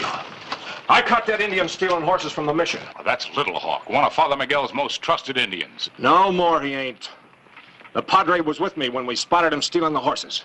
No, I do not steal mission horses. Shut your lying mouth. That's enough. If Father Miguel caught him, it looks like an open and shut case, Hollister. You've had too much horse stealing from renegade Apaches lately. Why don't you do something about it? Little Hawk isn't riding with the renegades anymore, Mr. Griffin. So he says. But we have 2 witnesses. Just Buckhorn here and Father Miguel. You believe the Padre's testimony, don't you? I will, when I hear it from him. We ain't got time for that, Hollister. What we need around here is a sheriff that knows what to do with the rope when he's dealing with horse thieves. The circuit judge will be here in 2 days. Little Hawk will have his trial then.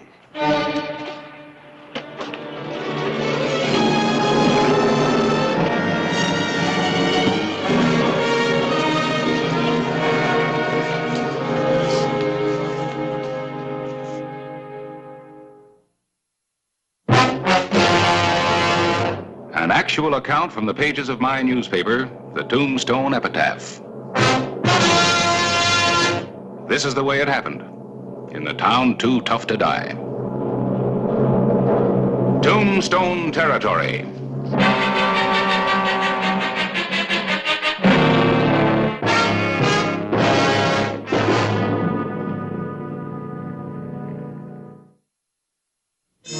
The morning of April 27, 1880 had gotten off to a typical Tombstone start. Gunfire had greeted the day. But this time, nobody had been killed. Thus far. You're a lucky Indian, Little Hawk. Buckhorn's a good shot. We're lucky, too. If that gunslinger had killed Little Hawk, we might have had some real Indian trouble. Yeah, we might not be out of the trouble yet. Griffin was right about one thing. Ranchers have been losing a lot of horses lately. I tell you again, Sheriff Hollister, I do not steal mission horses. I was only taking them to better pasture. We'll see. It is the truth. Buckhorn lies. Somebody's lying. I gave my promise to Padre Miguel to try to learn the good life. I would not take back that promise. I would be what the white men call an Indian giver. That's right, Little Hawk. You would be.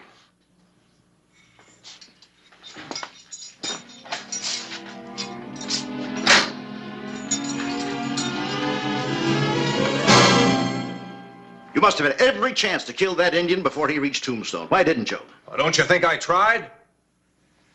That Indian knows every trick in the book. Fellow is like shooting at smoke. I hired you to cause Indian trouble. Now, what about it? Well, it ain't been so easy. Those renegades have been awful quiet lately. Till Little Hawk decided he wanted himself some nice, fat mission ponies. Father Miguel actually saw him taking the stock? Plain as day. Little Hawk thought the Padre was having a siesta. So he rounded up 6 of the best ponies and was moving them out as I rode in. The Padre came running out when he heard the ruckus. The Padre is bound to tell the truth as he sees it. Perhaps it's just as well you didn't kill Little Hawk. You gonna let that Indian go to trial? No. Now the whole town thinks that he's guilty. I'll play that up. We'll have a lynch mob.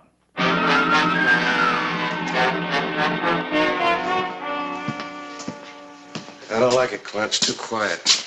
How did they cool off? In a saloon, Buckhorn's bad enough when he's sober, but when he gets liquored up, look out. Seems a lawyer like Griffin would be too smart to go along with lynch law. Yeah, but he was all for it this morning.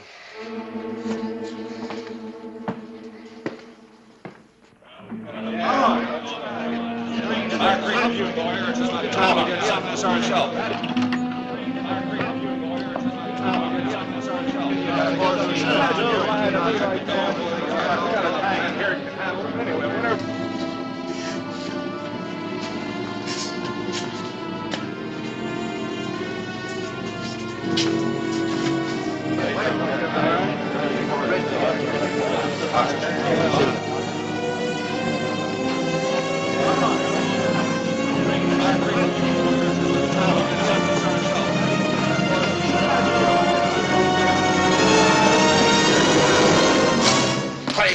They're coming for him, Griffin and the mob.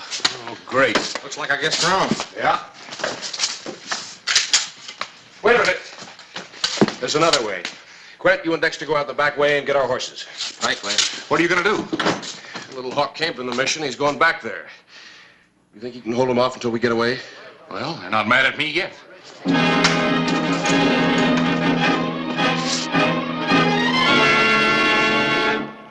Hollister! We want Little Hawk. Bring him out. Come on, bring him out.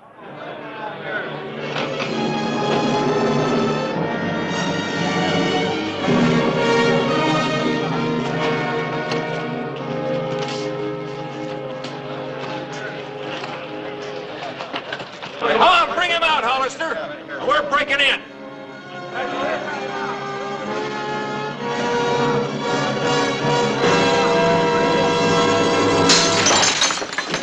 Hollister! We want Little Hawk.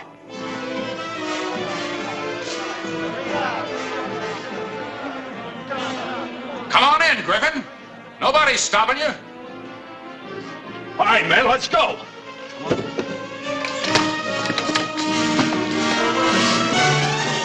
What are you doing here, editor? Just reporting the news, Buckhorn, as it occurs. I've got a fitting headline for tomorrow's edition of the Epitaph. Lynch law returns to Tombstone.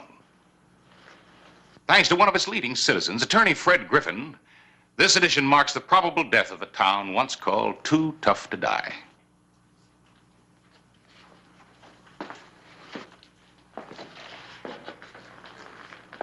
Get out of the way, Clyburn.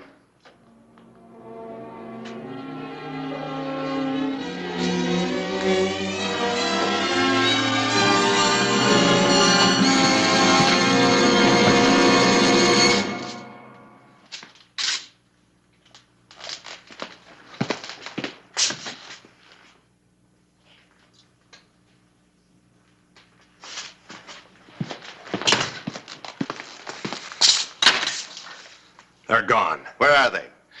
I thought you were the one with all the answers, Griffin. All right, Clyburn.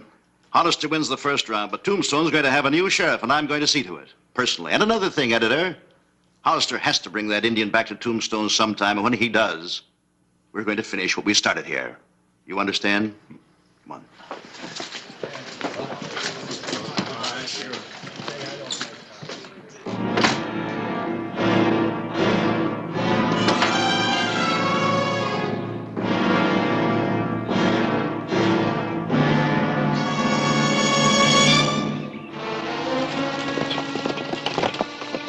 Sheriff Clay Hollister knew Indians.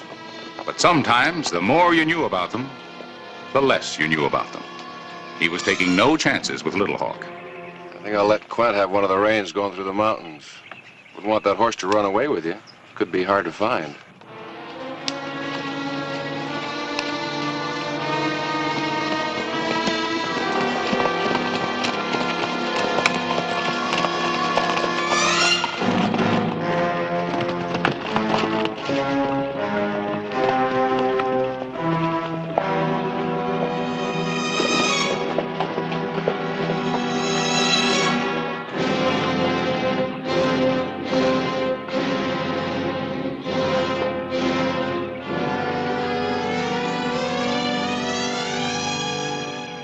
Sheriff Hollister, welcome.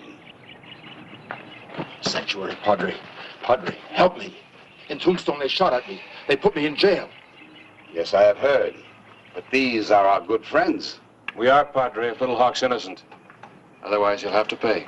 But I did not steal the horses. I was only driving them to better pasture. Toward the rocks of the Cherry Colors? Padre, I know a green valley with better water. You better save that for the judge and jury. Meantime, we have to save him from a lynch mob's rope. You can't very easily try a dead man. They will shoot me anyway, or hang me. Sanctuary, Padre, sanctuary. You need no sanctuary from them, even if I could grant it. Does that mean that Little Hawk is guilty of horse stealing, Father Miguel? Well, if so, please try to understand. The Apache thinks differently about animals than the white man. To take another man's horses is a great honor in his tribe.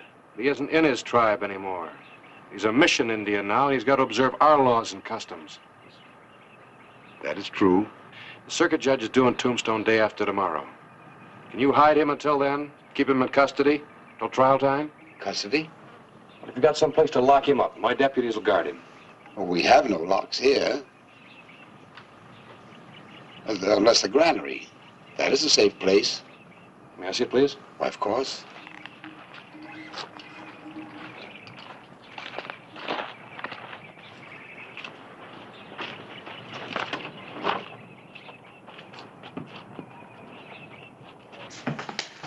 This is the only door with a key. Without it, my Indians would eat all of the grain in one day. I guess we all have our troubles, Padre. Yes. Little Hawk, I'm holding you here until your trial. Thank you, Sheriff Hollister. I will not forget what you have done. Yeah. Just don't give the Padre any trouble. And make sure I'm leaving my deputies here. They will be welcome guests. Thanks, Padre. In case you need them.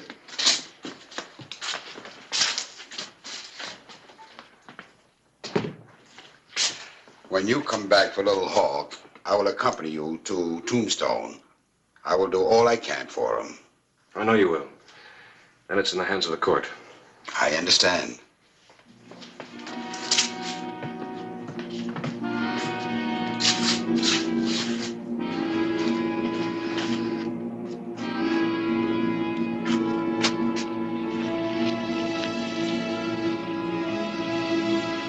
Sheriff Clay Hollister started his long ride back to Tombstone. For the time being, he had saved a life. That was one of the sheriff's sworn duties.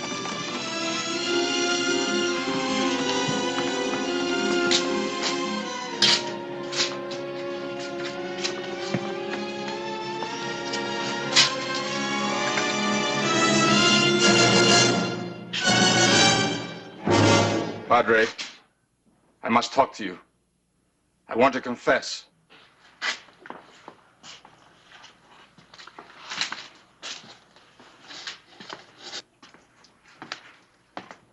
Yes, my son. Padre, help me. Tell the judge you were wrong. That I did not steal the mission horses, but was driving them to a better pasture. Well, it will be up to him to decide if that is true. I will help you all I can at the trial. There will be no trial, no judge, and no rope. Drop the gun! Drop it! Drop it or he dies! Move!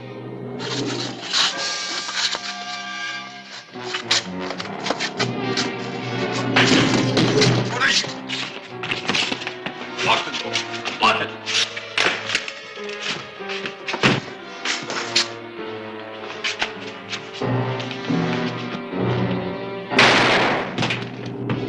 No door!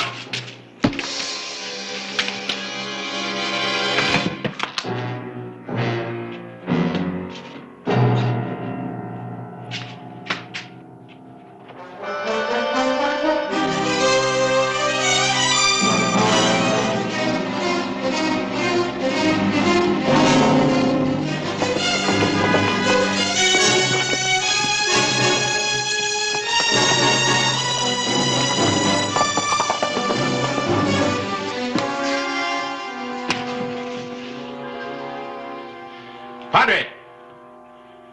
Padre! The keys. The keys, Padre. Right there on the floor.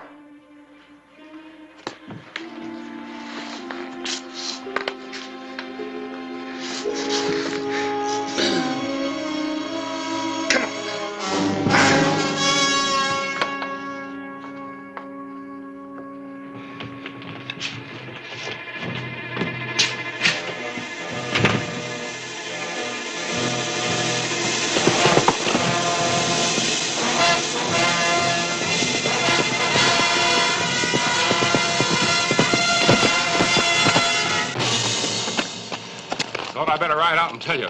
They're after your scalp in town. They want a new sheriff. Who's they? Griffin, Buckhorn, and the mob. They just want a quick hanging or another Indian war. And I'm not a...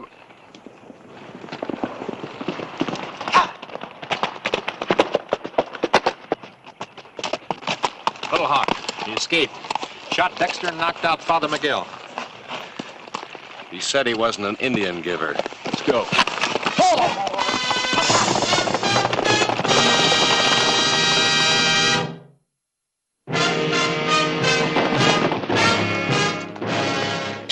How is he?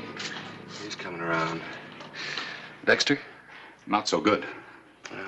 Try to stop him. I know you did, Father. Do you have any idea where he might have gone? Chera cowards. Quint, you got those handcuffs? You and Harris hitch up a wagon. Take Padre Miguel and Dexter back to town. Right, Clay. What about you? I'm going after Little Hawk. Man, are you out of your mind? You can't go up there alone. That's Indian country. There's just one Indian I'm worried about. You'll be riding into a trap. He'll shoot you before you even know he's anywhere around. Now, look, I'll go back to Tombstone and pick up a posse. And... Who? Lawyer Griffin and that lynch mob that are out after my hide?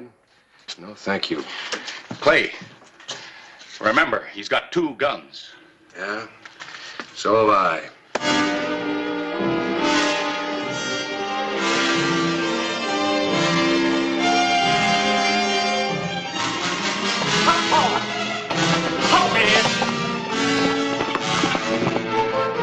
Little Hawk was headed for the Chiricahuas, the mountains where bands of marauding renegades defied the white man.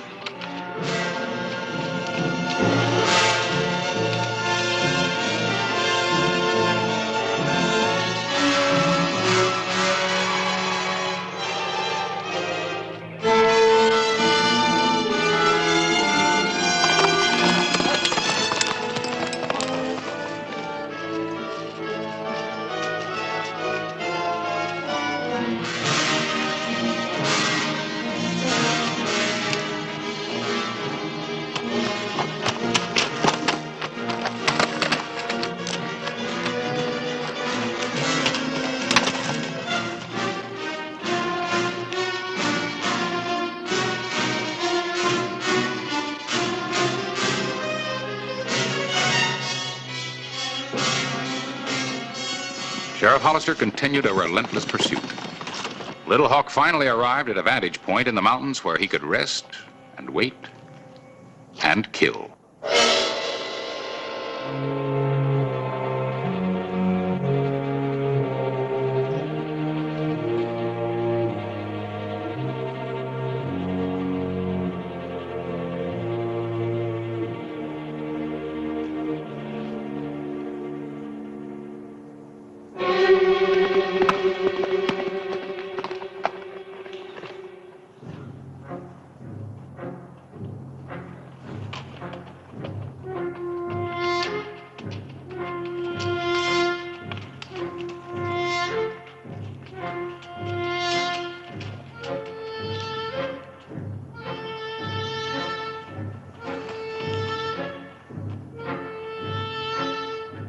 Little Hawk's trail grew harder and harder to follow. The inner Chiricahuas were known only to Indians. For the white man, it was no man's land.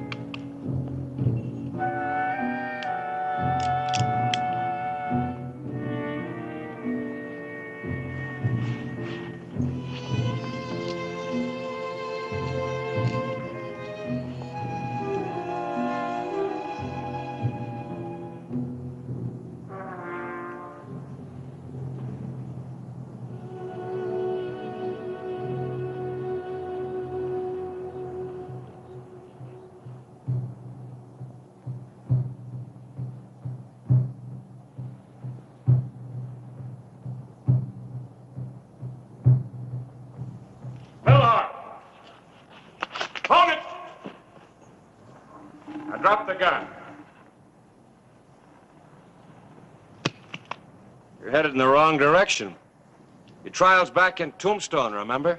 Where they can't wait to hang me. They just might hang you now. It's a pretty bloody trail you left. All right, Sheriff. I will go with you. But you will have to help me. I've hurt my hand. See?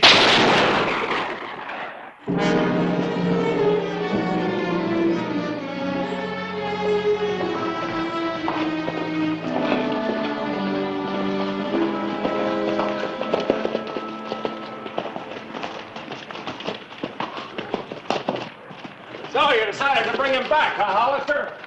Hold it! You want me, Buckhorn? We're not taking any chances this time, Hollister. We're all agreed there's going to be a hanging. Now. So I'm taking that horse thief and killer.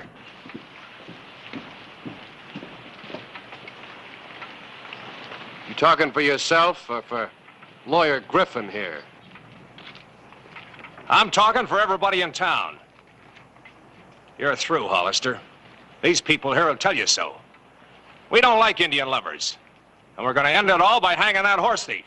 Maybe. If the court says so. The court? There's always loopholes. We're hanging him now. I don't think so. I do.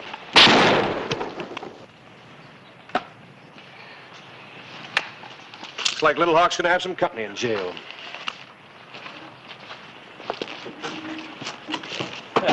Aren't you going to do something, Griffin? Come on, Buckhorn. Oh, wait a minute. He hired me to make trouble for the Indians. He's lying. Would you take the word of a drifter? I was no drifter when you needed my gun to help you get the Indian land so you could sell it to the railroads. You're a smart lawyer.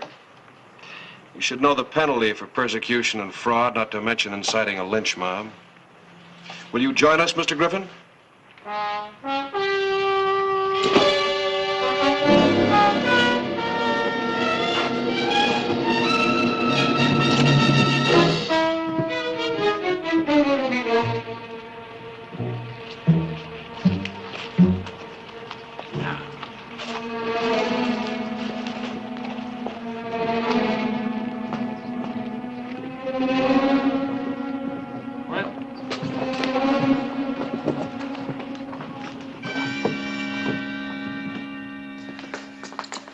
What about Dexter and Father Miguel? They're all right. Both be as good as new in no time.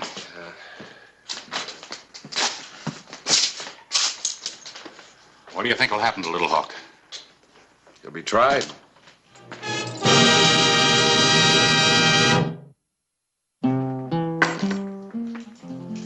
You first put it on, everything seems so simple. Crime, justice, black and white.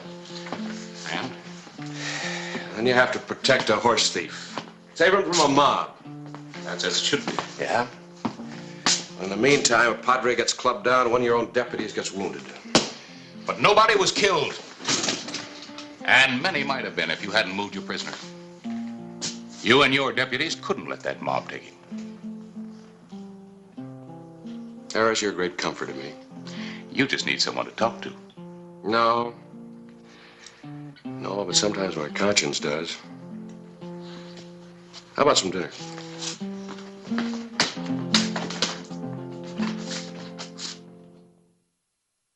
Whistle me up a memory, whistle me back where I wanna be, whistle a tune that'll carry me to Tombstone territory. If your past has run afoul of the law, it's a handy place to be. 'Cause your future's just as good as your draw in Tombstone territory.